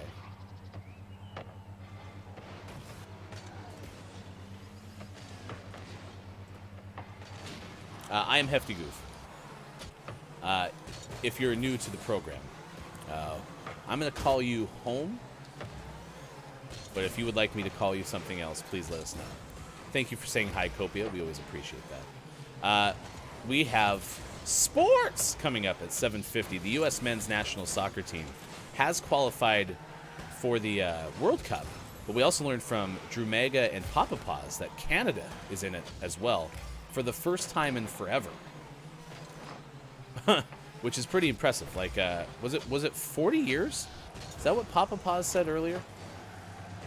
It's a long time ago.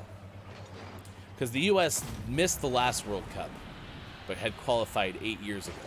And I don't know if I ever said hi to Gray. Gray, it is good to see you as well today. Thank you for being part of the show as well. For those watching on Twitch, let me see what Papa Paws had said.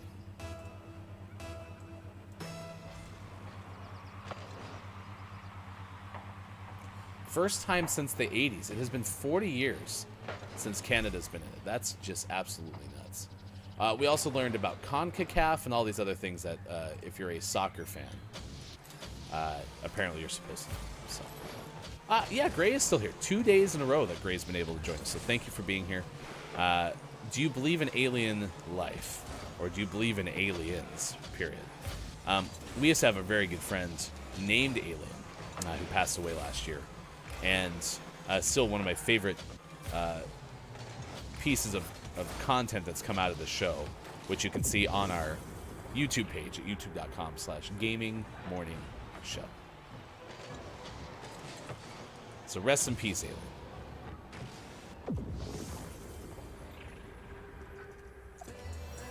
All right, well, that was the shortest Rocket League game I've played in quite a while. But thank you for being here. Sean will be back in just a little bit. Usually there's at least 3 of us on this show. Mike goes on vacation, running around Florida and looking at gators, which is pretty okay. Grace says I do, but I don't think we've been ever been contacted, nor do I think we will in my lifetime, mainly due to ridiculous vast amounts of space between them and us. Yeah, I'm curious. I think the biggest question I have now, especially because we've been making so much more progress. Progress is always an interesting word, but you know, there's been more of Mars that's been explored because of the rovers and the helicopters and all these things. But you also have now private money that's really, you know, using resources for space that, I personally would prefer are reallocated for other purposes, but I don't get to make that choice. So I imagine that we'll see people get to Mars before, if I live to like life expectancy, in the next 40 or 50 years. I think that we'll see someone start to explore Mars a little bit more, but obviously no way for me to know that. That's just a guess that I have. So, but I think Wage said it earlier. I kind of agree with this line of thinking. It just doesn't make sense that we would be the only thing that exists in this entire universe, especially with how vast that it is. Today is National Bunsen Burner Day, National Clams on the Half Shell Day, National Crayon Day, National Prom Day, National Tater Day, and International Transgender Day of Visibility, which we've spoken about. Drew Mega has been in the chat, told us the story of making soup using a Bunsen burner because Drew Mega was in science class and carried around these packets of dry soup because the cafeteria had like a hot water dispenser, so you would be able to go and make soup for yourself with these packets. But was hungry in science class, and so decided, you know what I'm going to do? I'm going to have Bunsen burner noodle soup. It was a great story. I am not very sciencey, so the Bunsen burner days are long behind me. However, today is National Bunsen Burner Day, if you're wondering. I have slurped out of a half shell an oyster. I have never done a clam. My favorite type of clams are in chowder. National Crayon Day. I remember when we were on the show last year, I want to say Austin Tech informed me that apparently petroleum is part of how crayons are made. So I've been trying to search out non-petroleum based crayons. National Prom Day. I went to 5 proms. That sounds far more exciting than it really is because I'm from a very, very small town.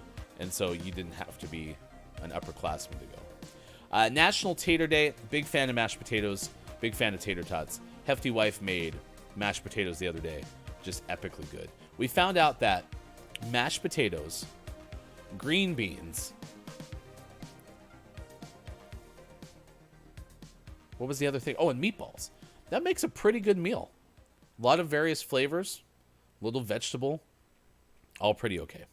And then, of course, yeah, I've been talking about International Transgender Day of Visibility throughout the course of the morning. Jack is here. Good morning to you, Jack. What is your favorite crayon color, chat? I think we asked a question similar to this a while ago. I like the magenta colors. And so I don't know what the actual Crayola color is for magenta, but as far as crayons go, I always like that one. My favorite color is purple. My second favorite color is orange, but I've always been kind of keen on magenta. Wage says they're trying to get a running outpost on Ceres by like 2030, and Elon wants to have a permanent colony on Mars by something around 2050. See what happens. We'll see what happens. Brendan's here too. Good morning to you, Brendan. It's good to see you. We are talking about this alien-like figure that was found on the coast of Australia. I want to be clear. It got dubbed an alien-like sea creature. It was not trying to insinuate that it was actually an alien. But we're wondering, do you believe in aliens? So let us know if you do. And we had a list that we can kind of revisit next hour, too, of 10 times we thought we had found aliens before. We have a giveaway that's going on, too. If you don't know, every single show, we pick a name of the morning, and then from those names of the morning, Sean, our video game expert, picks a name of the month. We named our name of the month for January. So right now, if you go to our Twitter, just click that link there. You can enter our name of the month giveaway for Jank Brain. All right. It is time at 7:52 for sports. We'll give you a recap of what happened yesterday in the scoreboard realm of things. And then we'll also tell you what's going on in sports. Your scoreboard update includes yesterday, your Portland Trailblazers lost 107-117 to the New Orleans Pelicans. That game was played in Portland, and A.J. McCollum, who was traded from the Trailblazers to the Pelicans, came and made his return to Portland. The Beekeeper has tipped $20 today. Very kind of you, The Beekeeper. We appreciate that very much. If you would like to tip or donate, you can by going to our website, gamingmorningshow.tv/where to find GMS. That was very, very kind. Thank you so much. And if that helps me get over my fear of bees, which we'll talk more about here in a second, then so be it. So be it.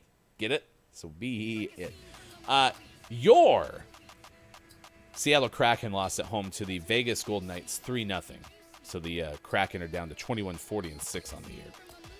Other sports, Superphonic and Quiet's Tampa Bay Buccaneers will have new leadership. In a way, their coach Bruce Arians has decided to retire and is moving to a front office role. And so now the Buccaneers will be led by Todd Bowles, the defensive coordinator who is picked up to replace Arians. The Bucs were 31-18 in Arians' 3 seasons. Tom Brady has been part of that crew since, and 80-48-1 in 8 years as a head coach. He spent 5 seasons with Arizona. This is from the Associated Press. The public share of the cost of building and operating a new stadium for the Buffalo Bills will exceed $1.1 billion once long-term maintenance costs are factored in. This were according to documents released Wednesday. The governor of New York had proposed a deal Monday in which the state and county governments would pay $850 million toward a $1.4 billion cost. Those figures, though, only covered construction costs. The team's lease agreement would also require the state to pay a fund to keep the building in Orchard Park in tip-top shape. This would include $100 million paid out over 15 years for any needed maintenance, plus at least $180 million for capital improvements paid over 30 years. Malcolm Jenkins is retired, who played with the Saints and Eagles as well. We mentioned the United States returning to the World Cup. They've clinched a berth. So they're going to play in the World Cup, which Papa Paz reported starts in November. They lost 2-0 to Costa Rica in the final night of qualifying. There was a sellout crowd, but because the U.S. team beat Panama 5-1 last weekend, that gave them a huge goal difference margin over Costa Rica. And all the U.S. had to do was not lose by 6 goals to avoid losing the automatic berth. They are now among the top nations in the North and Central America and Caribbean, so the CONCACAF. So, Caleb, task failed successfully. You know, we could do some World Cup watching parties. That would be kind of fun. In other soccer news, the U.S. Soccer Federation and the union for its women's national team are going to negotiate past the expiration of the collective bargaining agreement on Thursday in an effort to reach a deal on equal pay. All right, so we mentioned this. Formula One is a big thing that we're interested in, Sean and I. And there's a Formula One race. I don't think there's one this weekend, actually, now that I think about it. Let me look. Yeah, no race this weekend. So Sean and I are kind of excited. We are scheduled to go to the Flames Kraken game up in Seattle on the 9th of April. It's a week from this upcoming Saturday. And this is kind of fun because the Flames Kraken game starts at 4 o'clock, which is an early puck drop for an NHL game. And then the Australia F1 race is that night at 10 p.m. Pacific time. So we're going to find a place to watch that as well. But in 2023, Las Vegas is supposed to get a Formula One race, which will be really cool. The Bellagio, Caesar's Palace, and the MSG Sphere will be among the landmarks along the temporary street course built for a Saturday night race in November 2023. The race is the first for F1 in the series that will promote the event alongside Liberty Media Corp, the American parent company of F1. That's according to the Associated Press. There's also a race in Austin and one that will be in Miami as well. And last but not least, and it's important to keep this in the top of mind, Brittany Griner is still in Russia. Quote, people are saying she's 6'9", she's different. It's really not about that, said USA basketball player Angel McCourty. Now I might have that name wrong. McCoughTry on Wednesday at the team's training camp in Minneapolis. It could have been any of us. Most WNBA players have been hesitant to talk about Griner's detention on apparent drug charges in Russia, hoping to avoid potentially hurting her case, according to the Associated Press. Players have been keeping discussions about the best help for Griner within their community. WNBA players have been very cohesive in the past when rallying behind issues such as voter registration or the Black Lives Matter movement, according to the Associated Press. But yeah, Brittany Griner was detained in Russia. I mean, what? This has been 2 months ago at this point? So I really, really would like to see Brittany Griner get home. And I don't know. I don't have an idea what, honestly, a single person like me could do, but maybe that's something I need to explore. Task failed successfully. Copia goes, could you imagine if we were drawn together? Task Failed Successfully was the name of my band in high school, but I'd be down for that. K-Lab says, like in 2010, one of my favorite sports headlines ever. USA wins 1-1. That's good. That's good. Could be what they put on my tombstone, says Jack. Task failed successfully. Anyway, it is great to see you all. We have one more hour of the show left. So wherever you may be, Facebook Gaming, Twitch, YouTube, Twitter, and at GamingMorningShow.tv, thank you so much for being along with us. Thank you again, the Beekeeper, for the $20 tip. Always appreciated. And we will see you again next hour. We'll play community games. Don't let the person floating from the balloons fall in the monster's mouth. We can play that game if you would so want to. We could also play Gartic on stream, which we haven't played in quite some time. So if you prefer that, let us know in chat. We'll also have takeaways that were pretty okay, Gaming Morning Show, Morning Gaming Renews, and Clip of the Day. We'll also tell you a story about a Kentucky hotel that invites people to bring their houseplants for the stay. That's right, houseplants at the hotel. Stick around, more coming your way. It's Gaming Morning Show. It is the Thursday edition, the last day of March, March 31st, 2022. Thanks for being along for the ride on Facebook Gaming, Twitch, YouTube, Twitter, and at GamingMorningShow.tv. Still has done it for me. Everything better than Lake City ever did. You see, live on its Scottsdale is like a dream. A 13-year-old girl may close her eyes and see. Live on its Scottsdale has changed the way I see myself, and you know it's everything.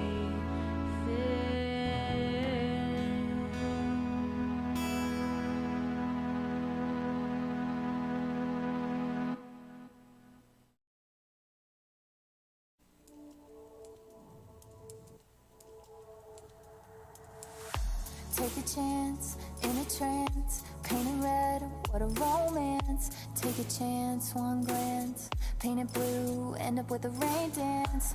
Just a bit stronger, an honor and a monster. Yeah, I gotta say I want this longer. Can't find this anywhere, constant calm inside, yeah. Waves above stand by, yeah. Feeling calm inside, yeah. Won't find us anywhere. Constant calm inside, yeah. Waves above stand by, yeah. Feeling calm inside, yeah. Can't find this anywhere, anywhere. Yeah, I want this longer. Won't find this anywhere, anywhere. How I've always wondered. Yeah, I want this longer. Won't find this anywhere. How I've always wondered.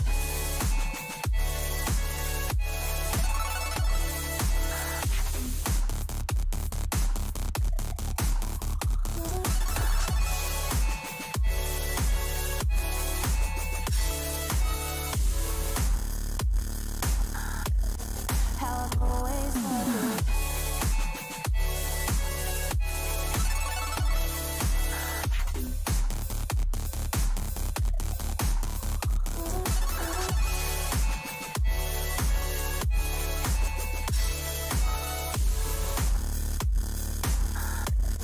How I've always wondered.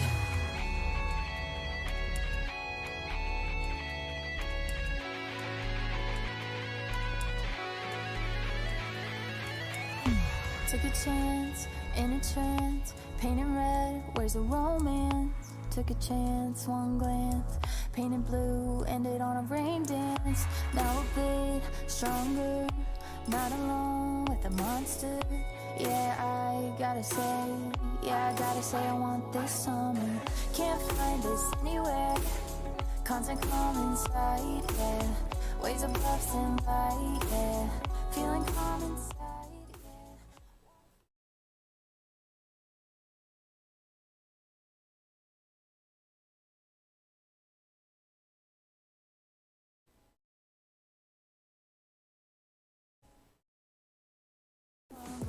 Won't find this anywhere, anywhere. How I've always wondered.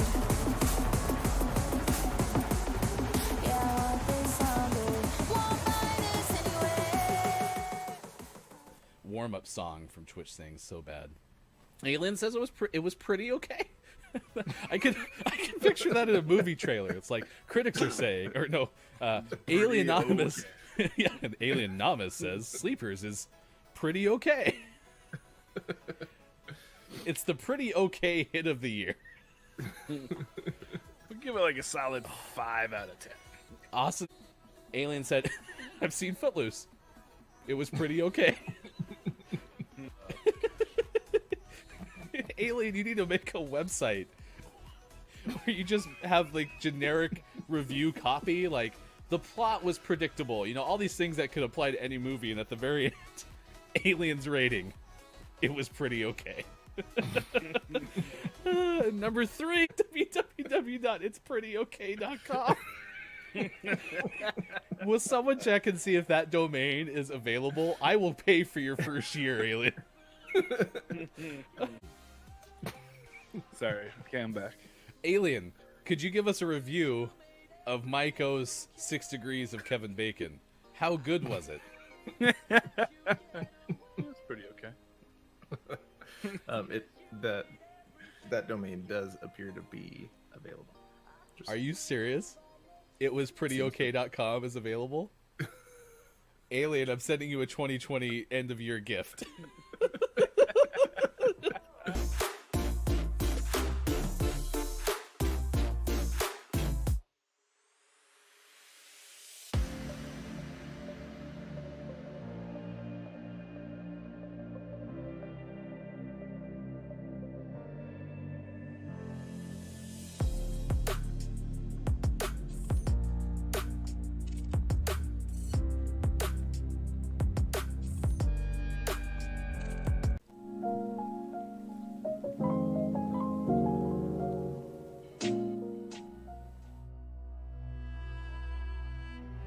Tonight, on I Guess We'll Never Know, we go inside the unsolved case of a sibling rivalry. A misunderstanding between brother and sister that led to destruction. Mom, have you seen my Furby? What started as a practical joke turned deadly. Copia said, my sister tried to convince me that it was based on a witch in the woods near my house. I boiled her Furby in response. It was premeditated. Turns out, it was third-degree murder. The eyes and beak melted slightly. A special GMS event. Furbicide in the forest. Only one Furby was harmed in the making of this promo. Or was it? The truth is, You can't kill a Furby. It's behind you!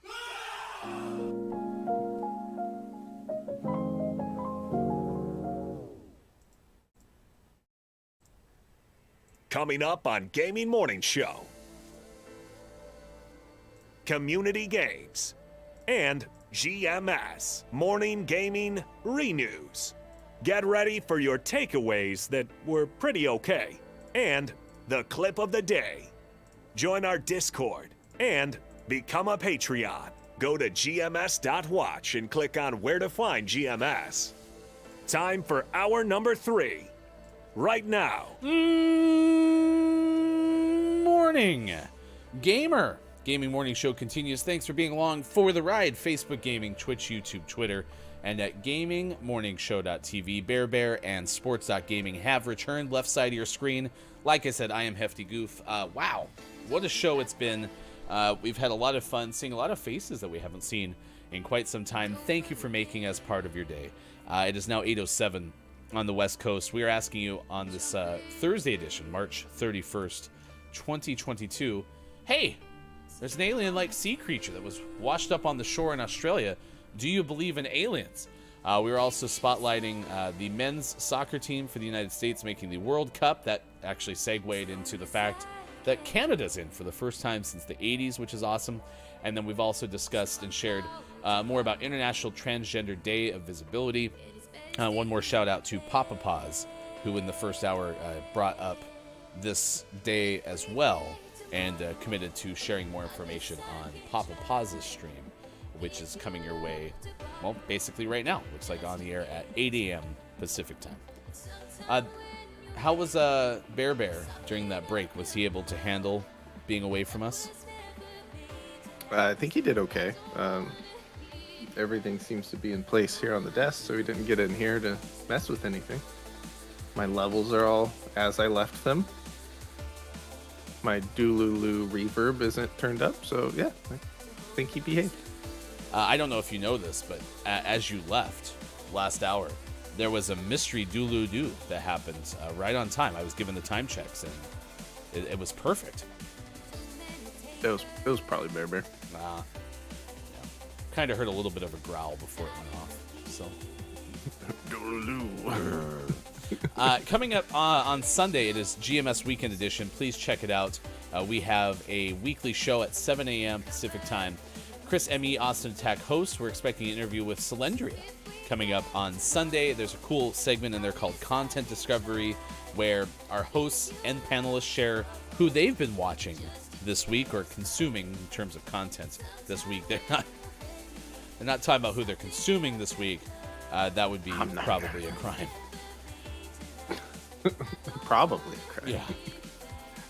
I think that's safe to say definitely a crime. That's definitely a crime. Got it. Okay. Eating other people is a crime. Got it. Thank you. Appreciate it. Let's welcome in everybody who's here for the 8 o'clock hour. Morning to the Final Hour crew. Final Hour crew in full force with It's Copia and Kate Zaid already checking in. A warm welcome for our Final Hour crew ambassador. Hey, it's Brendan_TTV. Brendan will be streaming later today. In fact, rumors have it that might be on the air earlier than normal on a Thursday because today is an off day from work. So check out Brendan doing cool things over at Hey, it's Brendan_TTV. Wage Gaming has been here throughout the morning. Scott Chick, part of the first hour crew, and also the deputy cat petter of Gaming Morning Show. First has been here throughout the course of the morning. Even returned after a nice recycling run. K-Laugh, RHS Jack, Quiet I Am Gaming. Good to see you. Thank you for being here with the FHC Final Hour crew. Hello, FHC. Many, many others who I may not have mentioned by name. King Gray, Home has been here this morning. Very good to see you as well. I think that's all. Luna checked in on YouTube. IMJF Downs has been here. Humble Whelm told me how to save the bees, which is exciting. We even saw Claire this morning. Many, many others. Thank you for being here for all 3 hours of our show on Facebook Gaming, Twitch, YouTube, Twitter, and at GamingMorningShow.tv. Greetings, Final Hour crew ambassador Chris M.E. Mayor of the Internet's here, telling us, no, never mind, Slendria will not be here. That makes sense, though. If you missed it on Twitter, Slendria said that there was a tornado that hit buildings and areas right around Slendria's spot. So hoping our guest for next week will be able to move up this weekend. Thank you for the programming update, Chris M.E. Pretty impressive since, Chris M.E. who is probably in the shower. Is usually watching us from the shower. So. All right. That is what we're dealing with on this Thursday show. Thank you for being here. It's exciting. It's exciting. Yeah, this bizarre alien-like sea creature washed up on the Australian coast. There was a person named Alex Tran who filmed this creature, saying, "I've stumbled across something weird. This is like one of those things you see when people claim that they had found aliens." By no means trying to explain that they had found an alien. It's just a descriptor. Yeah, exactly. But if you want to check out what this thing looks like, Copia, I think, described it as a malnourished kangaroo, perhaps. So, yeah, I think that was the speculation in the story. Ah, gotcha. Yeah, I think I'm with Wage. It makes perfect sense that we are not alone in this universe because it's so gigantic. Mm-hmm. But will we ever find evidence that I'm not so sure of? Right. And I think that's where I stand, is that it's in my opinion, unlikely that, like, very, very unlikely that we're the only intelligent species in the universe. But I think any other species that is as developed as we are is probably so far away that it's unlikely that we'll make contact with them anytime in the near future. Or they've seen us and they're like, "Whoa, I'm not touching that." Well, Wage had a theory if they've seen anything like Independence Day or Men in Black or Sigourney Weaver's Alien, they're not messing with us. But I think if they had happened to see the famous movie Weird West, they would be like, oh yeah, we'll show up. No? I don't think that's a movie. Oh no, it had Kevin Kline and Will Smith in it. Salma Hayek. Weird West. I think it was from Columbia Pictures.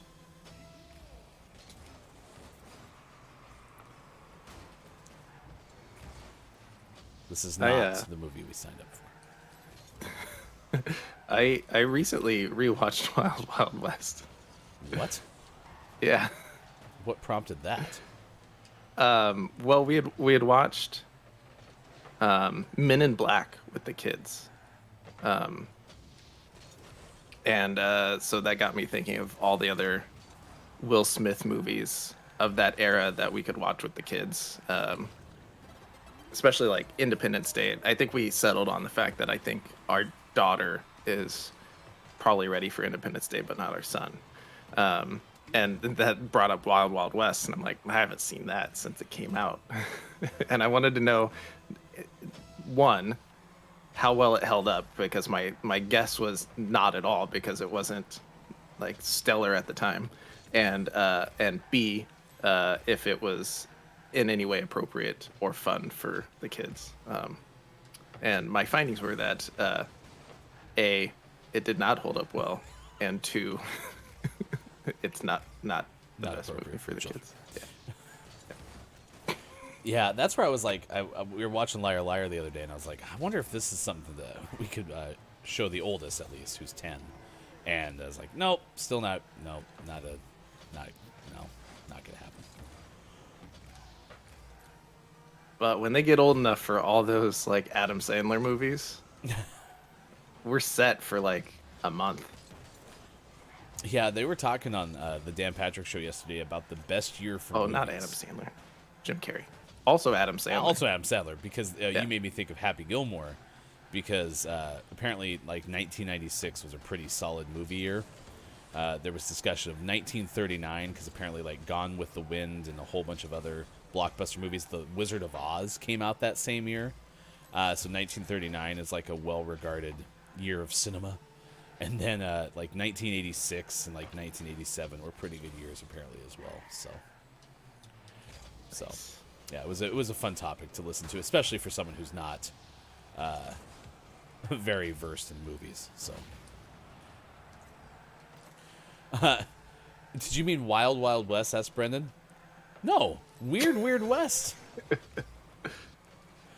That movie was such a flop that they actually decided to try to rebrand it on the fly.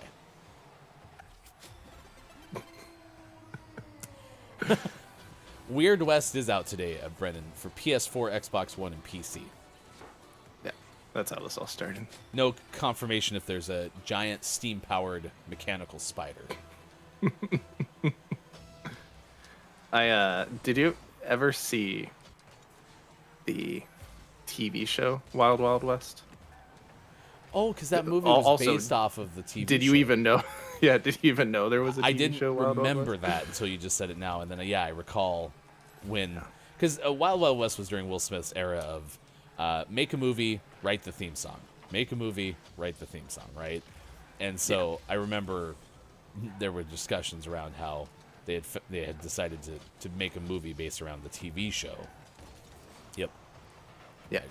The show's entertaining. It's an entirely different story, and it's a different era, because this is like black and white TV era, kind of towards the end of, to my understanding at least, the end of like the original like Western phase of like everything was a Western, but it was also as like spy shows and movies were becoming popular, and so it melded together some themes of Westerns and spycraft. It was. I used to watch it occasionally. It was one of those that was on like during the day, so whenever I was homesick, it was occasionally on. It was entertaining. I enjoyed it. On Turner Classic Movies. Dang, if Liar Liar is too bad for the kids. I really fudged mine up then with the video games that I had them watch. Hey, listen, parents make their own choices, so there's things that every kid's different too. Exactly. Yeah, it's not like baseline age only type thing. So, I mean, I grew up watching it and Event Horizon, so childhood trauma. Craig says Wage. I think it. I mean, Liar Liar is a little bit too much, but it. I think let my daughter watch that immediately. Yeah, so it's funny because Kalaf brings up video games. So when Mike gets back, one of our topics of the day is going to be the best year for video games. So Kalaf starting the homework already, which is perfect because Kalaf is here to research and develop. So. Nice. All right, coming up after this, we're going to play community games. So we're wondering, chat, do you want to play Don't Let the Person Floating from the Balloons Fall in the Monster's Mouth? Or do you want to play Gartic on stream or Google Feud? Because we haven't played the middle one of those three in a long time. But we're happy to throw that up there if you'd like. Or if you want to play Don't Let the Person Floating from the Balloons Fall in the Monster's Mouth, you can as well.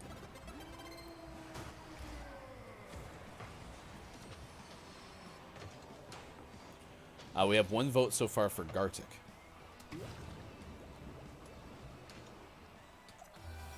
Wow. Fantastic. Man, we've had a lot of forfeit wins today. So. The good news is I think that makes us 5 for 5 so far this morning. You are one of life's winners. Nice. Correct. We have Copia saying yesterday was a great Google feuding fun, honestly. I don't know if we'll get to a lightning round again, though. That seemed like that was pretty... Man, that was hot. Not arbitrary. Pretty, an outlier. Isn't there an A word that starts with A? That means outlier? Cool. Maybe I was thinking of ancillary, which is probably not what I was looking for either. So, I can't think of one. But now all I can think of is anomaly. An aberration! That's the one I was thinking of. Thank you, Kalaf. Here comes Kalaf to save the day. All right, I think we'll play Don't Let the Person Floating from the Balloons Fall in the Monster's Mouth. I did. Well, actually, wait. I saw one person. I saw Scott Chick say Gartic, so I didn't see anyone actually say Don't Let the Person Floating from the Balloons Fall in the Monster's Mouth. I do like this. This is my way of voting. All right, I'm gonna pull up Gartic on stream. If you've never played this game before, this is a game where we ask you to guess what people are drawing. If you are on Twitch and you're on mobile, this is a great time to activate the low latency player. And so that way you're able to have the best chance to guess in real time, which is exciting. If you are on desktop and whatnot, you probably need to do nothing. Also, if you're on the West Coast, sometimes YouTube is the fastest if you want to switch over to YouTube.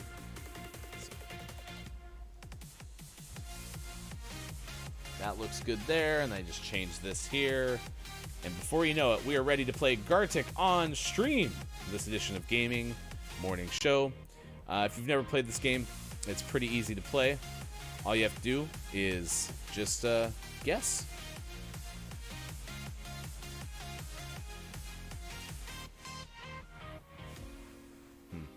Oh yeah, we're good. I just go like this. Cool. Yeah, so you're going to see pictures being drawn in real time on your screen.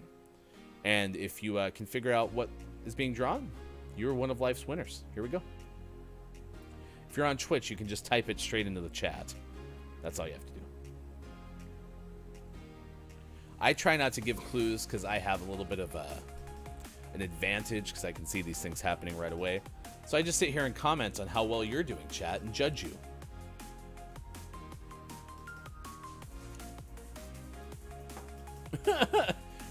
Scott Chick puts teacup down. I am ready. Copia throws cup of tea across the room. Fantastic. Copia and Calaf have each found one apiece. We only need 7 in this first level to graduate to level number 2. Mm-hmm. Downs and Calaf find teacher and note, respectively. Downs also adds drunk to the list.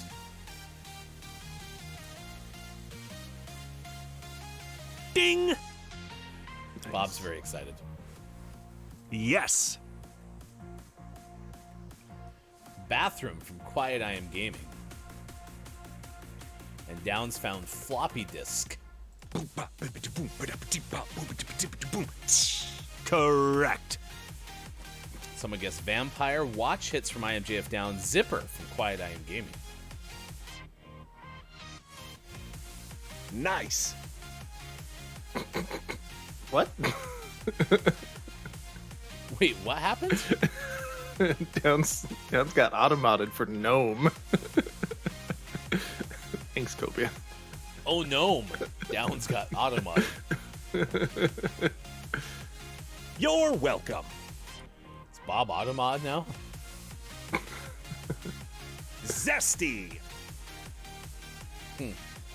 Pumpkin spice latte time. I wonder if Bob's just trying to be distracting now. Maybe these are his guesses. Not bad. Bugle at the End by Sports.Gaming gives us 14 out of 7. We are going to advance to level number 3. Your leader after the first round, Calaf and IMJF Downs have 4 stars apiece.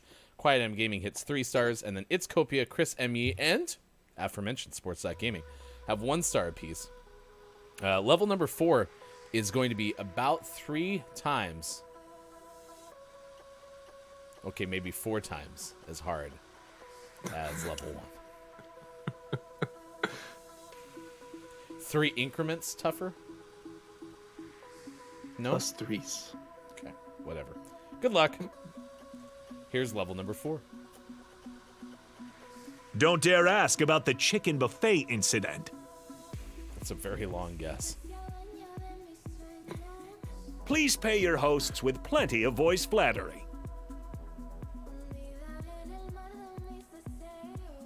Alrighty, Downs, one of our leaders, hits oven. Nice. Nice. Oh, Bob and I are the same. Mm-hmm. Yeah, you guys get along. You're welcome. Thank you. Bob likes it. Me Downs too. found shirt. Plenty of air in here. No need to worry. I think Bob's trying to distract people. I don't think these are Bob's guesses. I think Bob's trying to distract people.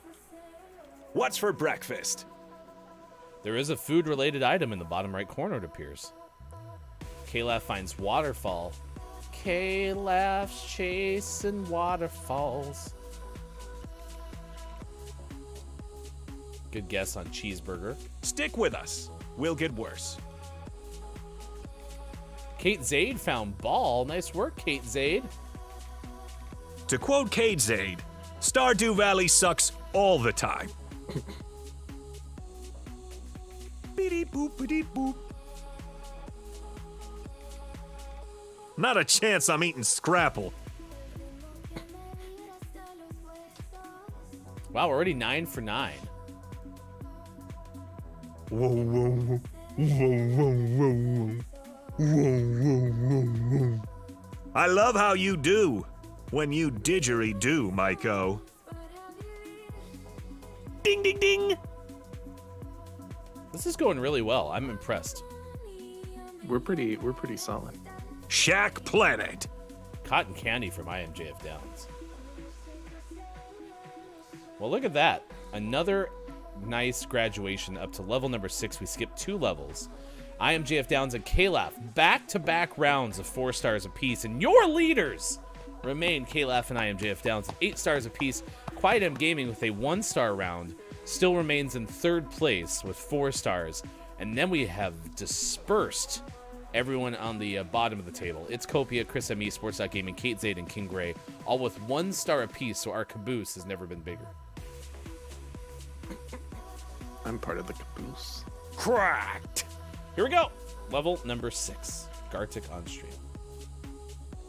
Mic job number 1. I don't know if Mike ever worked for Gartic on stream. It's not too late. Danny is here. Thank you for being here with the final hour crew. Hello, FHC. He says, I think my OCD needs to know what the other pictures are. I absolutely agree. Maybe not for, I don't have an OCD thing, but I want to know what they are because I want to have an idea of, like, especially as the levels get harder, what I need to be thinking about, right?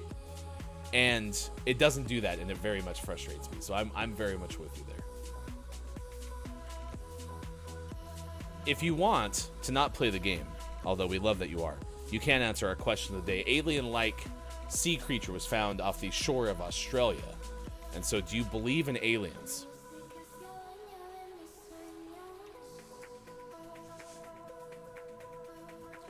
I would laugh if one of our, like, pre-programmed chat things got a right answer sometime.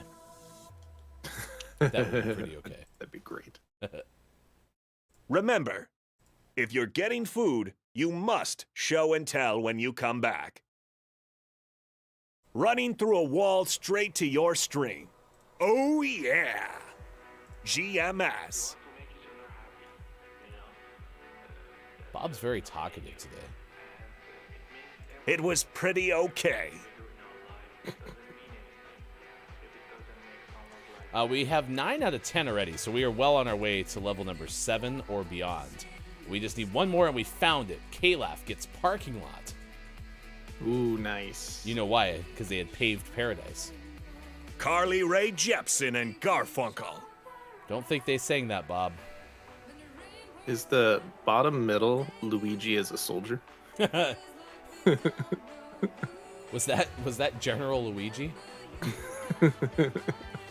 Calaf has gotten a little bit of wiggle room away from IMJF Downs. 4 stars by Calaf in level number 6. Now moves to first place by himself with 12 stars. JF Downs, though, still trailing at 11 stars, right there on the pace with a 3-star round. And then I believe the first time that both Copia and Sports.Gaming got multiple correct answers in the same round. Congratulations to you. You are now in 4th and 5th, respectively. But Quiet I Am Gaming, even though it was blanked in that last round, has 4 stars and is still on the podium. Quiet, who was and still is on the podium, says, I am not good at this game. I'm with Gray. Bring the balloons back. You. It was the Loch Ness Monster. All right, well, good luck. Level number 7 on your way. Brendan does say it didn't count my one correct guess. Damn you, mobile delay. Yeah, if you have low latency, we try to make it as good as possible, but that is the downside to this game. So,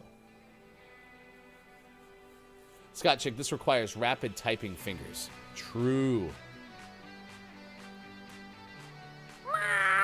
Back streets, back. All right. I don't see any Backstreet Boys on there. I do see, though, a mouse that looks like it's smoking in jail.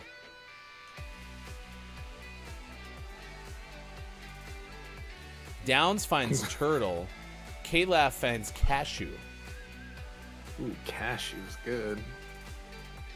Downs finds whistle. Man, our leaders are going at it. That bonsai tree clearly says, do not resuscitate. Cracked.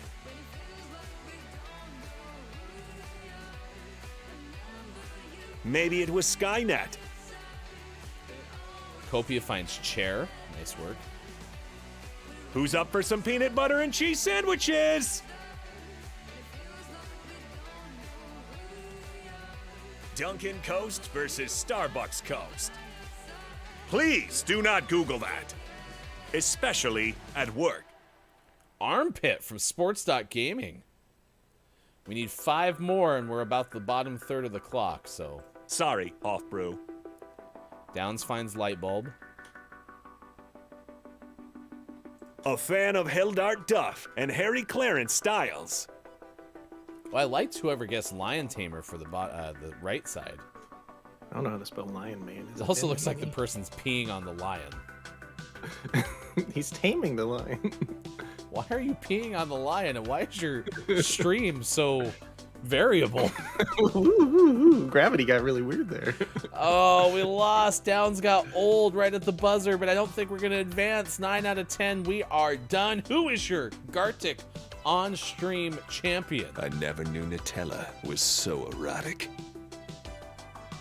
I still want to know what the other ones are. It was Downs. Downs comes through with a 5-star round and crushes Kalaf's hopes and dreams.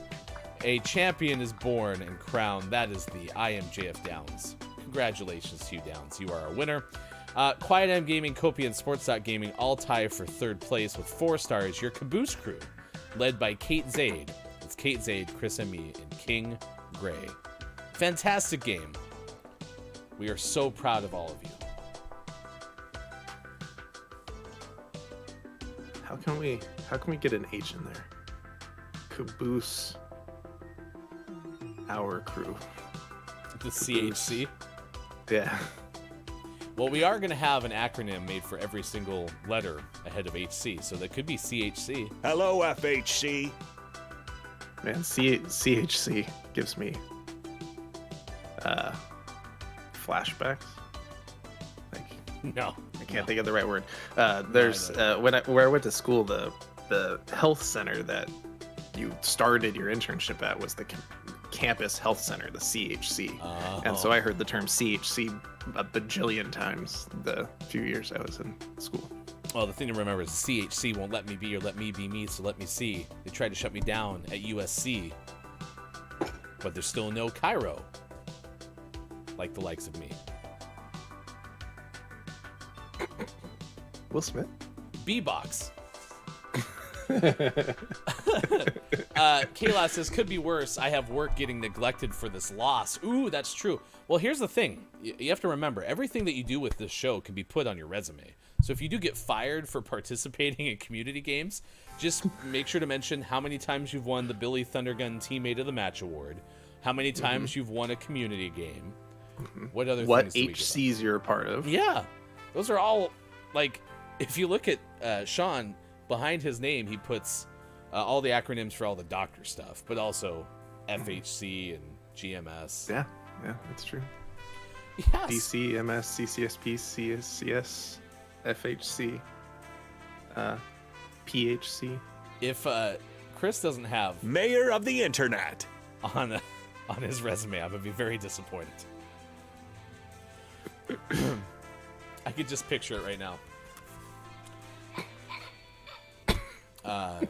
Why is your resume Bark Happy Birthday?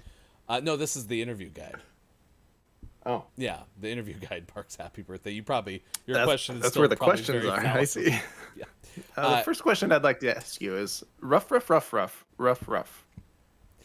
Chris, it is great that you're here for today's interview. Tell us more about Mayor of the Internet, if you would, please.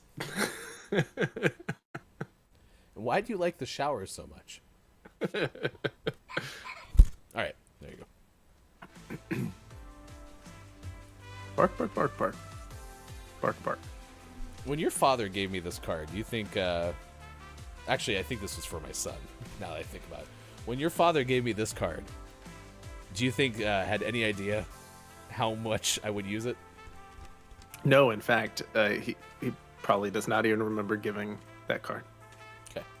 I think it was to my son, because it is signed Grams and Papa. Yeah, I don't think you call my parents Grams and Papa. I think it would have definitely been Sports Doc Dad. Right. Kopi goes, when's the Hefty Goof rap album dropping? Oh. It'd be fun to write and record you doing it like a GMS rap. Listen, so we're planning for the GMS anniversary special. I just got almost the entire catalog of my 2.5 years running a radio station sent to me because it was still on the computer from when I worked there. I also have digital recordings of me freestyle rapping during my college radio show. So, if these are things you would like to have, be sure to tune in September doing the Pledgeathon, the GMS anniversary specials. Kate Zaid says the shower is a safe place. Chris M.E. says, I obviously need Mayor of the Internet business cards. Like, that you do. Ooh, that'd be great. Power move. It doesn't even need any other information. It just says, at Chris M.E., Mayor of the Internet. You just hand it out. That makes the most sense. I mean, both your Twitch and your Twitter are Chris M.E., so yeah, you just hand that out. They'll find you. They'll figure it out. King Gray says, don't be proud of me. I did Terabad. Is that worse or better than terrible? I like how Danny just checked out, too. It was like, nope, I want to know too many about the things that I don't get to see, and so Danny was gone. I'm with Danny. I think we should be able to see all those. So yeah, at the very least, when you fail, it should tell you the rest. True. Because that's where I really want to know. Like when we get it and we move on, like I still want to know, but I'd be okay just moving on. But like when we fail, it's like, oh, what if I had gotten that one? What was that one? And then I want to know what it is. Yeah. We'll never know. Apparently there was some controversy in there. Scott Chick was calling people old, apparently. Yeah. Scott Chick said I was being polite, not saying old. Never mind, maybe not.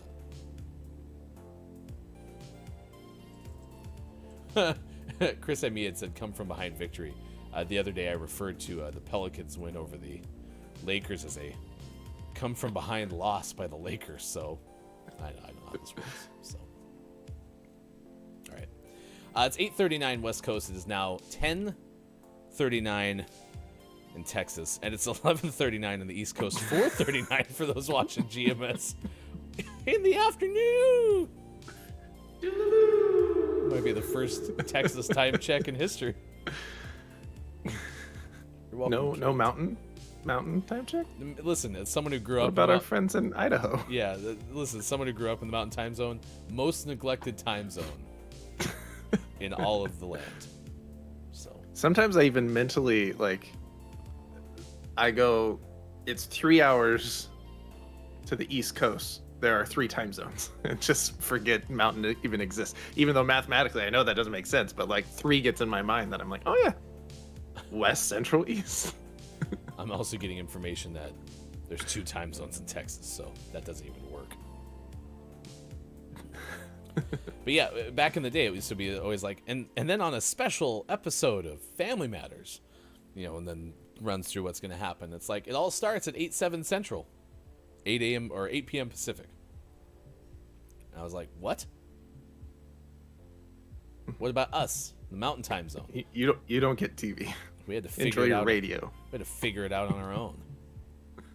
That's why I got so good at math. I missed sports, but I went to work yesterday and got to peruse our brackets. And I have won at least a portion of the men's side of our brackets at work. If Kansas wins, I split it with one other person. If Kansas loses, I split it with 2 other people. Cracked. Is this your first time? I have won before, yeah. Okay. Not my first time. Nice. Congratulations. Thank you. Let's see what we're tracking at this hour. Earlier today, we told you about beer being spilled all over a Kentucky highway. We also told you about an Illinois group of students who made the world's second prettiest but largest paper snowflake. Okay, this is the world's prettiest snowflake. Now we will tell you about a Kentucky hotel. Ben Hooper of UPI has the story. It's offering houseplant-loving tourists a chance to bring them along to the, quote, world's first plant-friendly hotel experience. Visit LEX, the Convention and Visitors Bureau of Lexington, Kentucky, teamed up with the Elwood Hotel and Suites to offer a special set of amenities to guests traveling with their houseplants. I hope you're plugging Sports Doc Wife's ears. Quote, thanks to years-long pandemic and the rising costs of parenthood, pets are the new babies, and plants have been promoted to the new pets, the organization said in a news release. The world's first plant-friendly hotel experience, which kicks off April 8th, will offer the Gardener's Premier Corner room package for 6 king suites, quote, specifically chosen for their abundance of plant-friendly natural light. The package also includes greenery provided by Pemberton's Greenhouses, a complimentary potted succulent, botanical toiletries from Kentucky Soaps and Such. That's the name of the business, is Kentucky Soaps and Such. That is so good. And a tea for plants served in a pink mug. All guests will also have the option to partake of plant-centric perks, including a garden mojito cocktail special made with blackberry syrup, fresh herbs, and edible flowers at the downstairs Fiddletree Kitchen and Bar. Wow.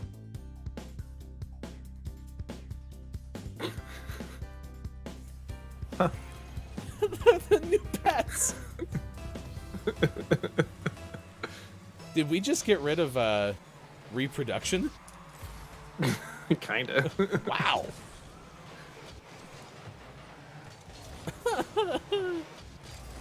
Yeah, so there's a place called Kentucky Soaps and Such. I think that's what I kind of want some soap from there. I think that's what I want to hear from the most out of this whole story. Like, how'd you cut? Like, what's the such? You know what I mean? Like, what can I order that's not soap from Kentucky Soaps and Such? It also just reminds me a little bit of our restaurant, which I think always makes me kind of smile as well. Join us over at Hefty Goof's Place You Can Eat. Dr. Such Soap.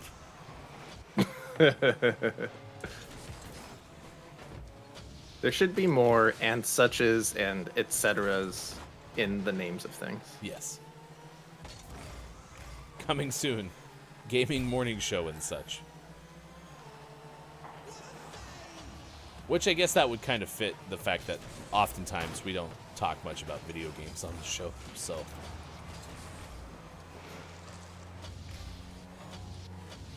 Kalaf goes, already got a soap. Got a guy for soap. Need to find a such guy. Who's your such guy? There was a person who was often in Kiki Lowe's streams called It's Suchi. That was our such guy. There you go. Kopi read my mind. Paige is Suchi. Now you can have a such guy. Cracked. Scott Chick says they have pickles. Oh, that's part of the such? They have pickles? Yeah. Pickle feet? I thought visit What's Lex? he doing in Kentucky? That's the such part. They have pickles. A pickle for every occasion. Kentucky Soaps and Such. Way to get back. Way to get back. Cracked. Oh, bummer. It's too high. Yats almost still got that, though. Hello. Yes, I'm here to buy a jar of such, please. One such. Hold the pickle. Scrapple. Gross. I don't think Scrapple's part of their such. All right, stick around. We got the Gaming Morning Show Morning Gaming News, the Re-News coming up in just a little bit. We'll recap the video game headlines of the day. We'll tell you what is out today. We'll have our name of the morning, of course. If you want to be part of our giveaway for Jank Brain, it's the game that we picked as January Name of the Month earlier this month. We're a little bit behind on those giveaways. You can enter by going to our Twitter account, twitter.com/watchgms. And all you have to do is follow us if you're not already. Like the tweet and name your favorite retro game. Because this Jank Brain game is kind of based on like a 90s platformer. Kind of sounds like maybe like a Contra type methodology. So nice. Did you play a lot of Contra? yes. But I only ever beat Contra with the Konami code. Ah, yes. I don't think I ever was able to beat it with the 3 lives or whatever you got as stock. That's a tough game. I did like the Contra theme song as well. Kind of reminded me a little bit of the the Price is Right theme for some reason. It's not the same, clearly, but there was a part of it where it's like, dun dun dun dun dun dun. There's part of the Contra theme that always reminded me of that part of it. So someday, what I'll do is I'll mash up the Contra theme with the Price and is then Right. rap over it. Hell yes, absolutely. I just figured out our backing track for the GMS rap that you're gonna perform. 3 lives. That's not. I'm not that bold. That's why I use the Konami code. We'll work on it. Hey, freestyling. Saying the first things that come to my head. Nice clear. I was trying to get the goalie out of the way. So Yeah, it worked well. I don't know if he was gonna get it or not, but you made sure there was no way he would. By being near him. By being near him, yeah, I scared him. I was the yellow jacket of this game.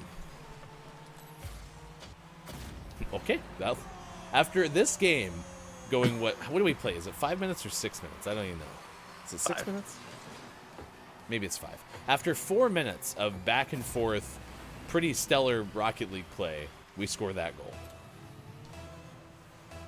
So our teammate and I hit that ball together. He just happened to hit it last and score the goal. So I told him in the chat, nice shot. And I had the assist, so he told me nice pass. Even though I did nothing. Oh, what a waste. This person, like, completely Adam Banks me, so. Alright, Gaming Morning Show, Morning Gaming News coming up next. It's been a fun show. Nice effort today, chat.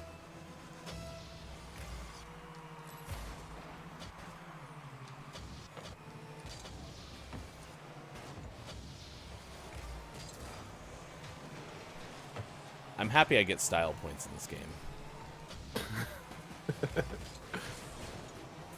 Oh no! Turn around. Oh, it's gonna go in! Oh. Nice rebound. A magnificent goal from Sports.Gaming. And we are on the verge of a clean sweep of Rocket League playtime. Plenty of air in here. No need to worry.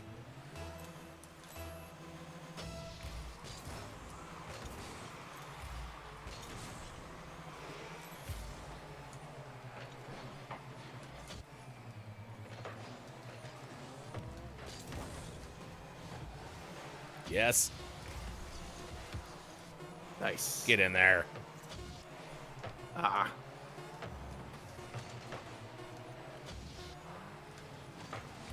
Winners! Look at that, chat. We're cracked. Oh, and we never pointed out, but a beautiful unicorn topper. Oh, thank you, thank you. It's clearly a unicorn. Its name is alicorn, though, but it is not an alicorn. It's just a unicorn. Yes. What's an alicorn? An alicorn. I'm double checking because I don't want to say this wrong because there are different varieties. But an alicorn is a unicorn. Okay, well that definition's different than I understood. My understanding was an alicorn is a unicorn but with wings. I'd have to get my unicorn expert, my daughter. Well, and even like this unicorn, if you will, gonna go back to this page. Oh crap, that's my microphone. If you look, why can't I? There, I was like, I should be able to move around the axis here. It looks like the horn is actually more on. It's almost like a rhinoceros horn. Yeah. Because it is more on his nose than on his forehead, but Yeah. I mean, maybe he was just born that way and he's kind of self-conscious about it. That's fine. I'm not judging. I'm just pointing out the resemblance. A very rhinoceros. All right, now I want to know, is there a term for a cross between a rhinoceros and a unicorn? Okay. I'm happy we examined that, though. That was very important. It's a nose horn, not a head horn. Well, I mean, listen, maybe there are different versions of unicorns. Maybe. But its name in the garage is Alicorn. Well, that's just maybe wrong. that's just his name.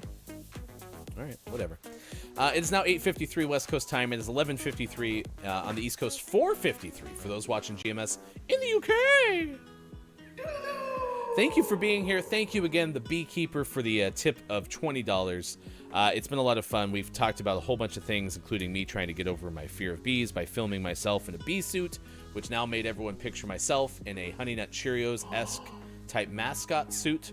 And we also talked about April 27th day, which means we may have a random day of the year where we do something that's uniquely GMS. However, it looks like we have some information. I opened one of the random things in Rocket League, and for the first time ever, got something that I love. I'm going to quit it now. We're going to look at it. Sorry, Unicorn, you're out of here. Look at him. I got to rotate on the axis here just a sec. So cute. Look at him. He's just looking around. All right, here you go.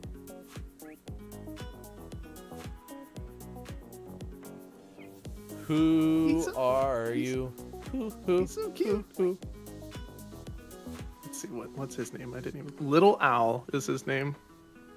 Wait, Little Owl? Little Owl. Okay, I thought you said Little Owl. I was like, if you'll be my bodyguard. He's pretty cute. I'm never going to have a different car topper ever That's again. not true. You're going to find a different one. No, this one's the one. I like how we just had this big discussion about your alicorn. It was Get Wrecked Alicorn. Get Wrecked Alicorn. Well, there you go. All right, it is time for the Gaming Morning Show Morning Gaming Re-News. This is where we recap the video game headlines of the day. The full Gaming Morning Show... Excuse me, the 6 o'clock hour for the actual news. So if you miss any of it, please go to our Twitter, and you can search the hashtag GMSMorningGamingNews. We also often put them on Instagram and on TikTok to watch after the show. Here's hashtag Video Game Expert Sean. Good morning. It is still Thursday, March 31st, 2022, and this is your Gaming Morning Show Morning Gaming Re-News. The Stanley Parable is a fantastic game, and it's getting a re-release with its Ultra Deluxe Edition, which is coming out aptly on April 27th. That is Stanley's employee identification number in the game. So this is a special date. The Stanley Parable Ultra Deluxe Edition will be coming to Steam, Nintendo Switch, PlayStation 4, PlayStation 5, Xbox One, Xbox Series X, Xbox Series S next month. And if it doesn't replay well, but someone should play this and stream it, because part of the fun is exploring it, not knowing exactly what's going on. So someone out there who streams, you should pick this at the hand hasn't played it. Should pick this up and play it because it's fantastic. Our next story, also in the month of April, on April 20th, we are going to have the Meta Quest Gaming Showcase. This is the second annual Meta Quest Gaming Showcase, and it'll give fans a glimpse at the future of VR, including new game announcements, gameplay first looks, updates on games coming in the next year, and a whole lot of surprises. That is going to be April 20th at 10 a.m. Pacific time.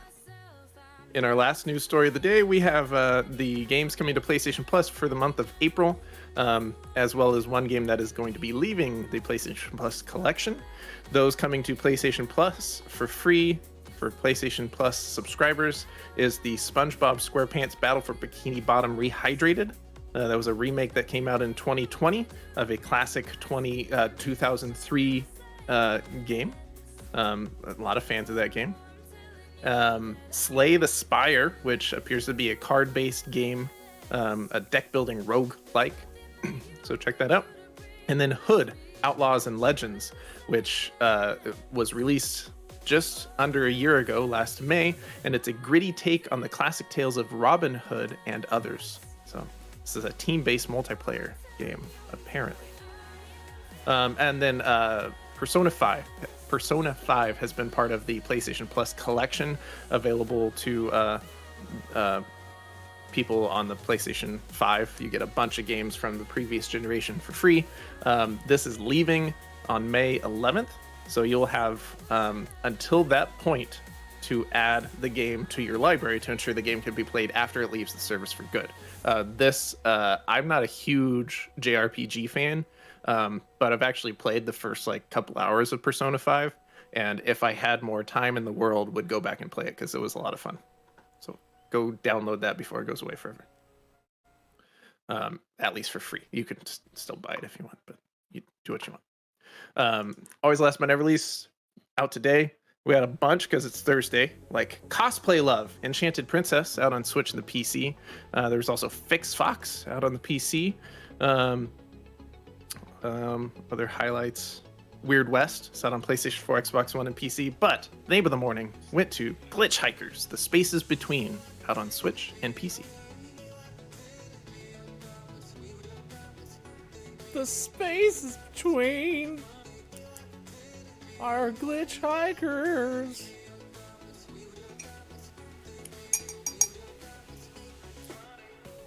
We'll come right here where we're waiting for you. The spaces between. We had a whole bunch of songs today, and one of them was me doing something about PlayStation Vita to the tune of Don't Cry For Me, Argentina. Behind this curtain, during the first hour, Hefty Wife was singing it with me. It was quite romantic. All right. Magical. Billy Thundergun award winner today was kind of settled in the first hour. Billy Thundergun, Teammate of the Match Award. Today is Bunsen Burner Day, and Drew Mega told us about making noodle soup in a beaker with a Bunsen burner in the back of a science class during high school.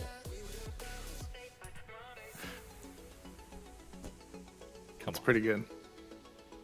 It's pretty good. Elite. All right, get ready for your takeaways that are pretty okay, and if you're watching on Twitch, we'll send you somewhere after the show. It's time for the clip of the day. The clip of the day. Hey, look! It's the clip of the day. Toot, toot.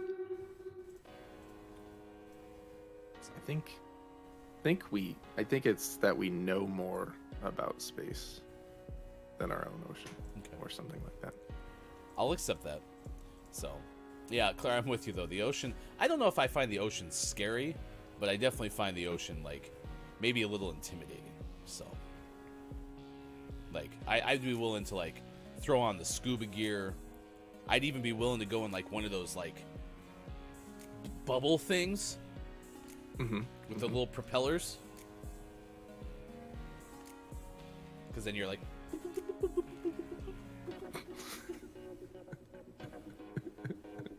So a Jetsons car? I'm really happy that we have a visual component to the show, but also the fact that we're a radio show. It makes me realize how much you miss with my gyrations. My gyrations. Watching that back, you were absolutely right. I definitely described a Jetsons car. Complete with sound effects. Sure. All right, what are your takeaways that are pretty okay, chat? What is something you learned from today's show? And then if you're watching on Twitch, we'll send you over to Momo Misfortune. Headline today, we are trans and we are visible. Today is International Transgender Day of Visibility. So we'll send you over there. Momo Misfortune, they, them, trans, non-binary, agender Sims streamer, and cold brew coffee enthusiast. If you'd be so kind as to say good morning from GMS, we certainly would appreciate it. Takeaways that were pretty okay. Today we told you National Bunsen Burner Day, Clams on the Half Shell Day, Crayon Day, Prom Day, Tater Day, and Trans Day of Visibility. We told you about a truck crash in Kentucky that spilled bottles of platinum, Bud Light Platinum all over the interstate.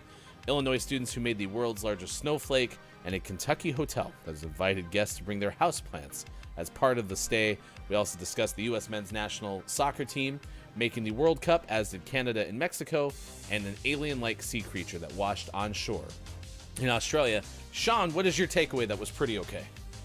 My takeaway is that I did not realize how ingrained the feeling and the sound of the strikers for a Bunsen burner is in my being.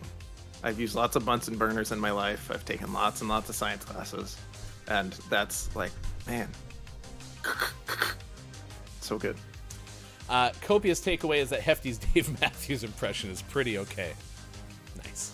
Takeaway is Weird Weird West would have been an accurate rebrand for that movie. Scott Chick says, Nessie that had been spotted for the first time this year must be back from vacation. Loch Ness Monster goes on vacations? Does Loch Ness Monster get PTO? It was the Loch Ness Monster.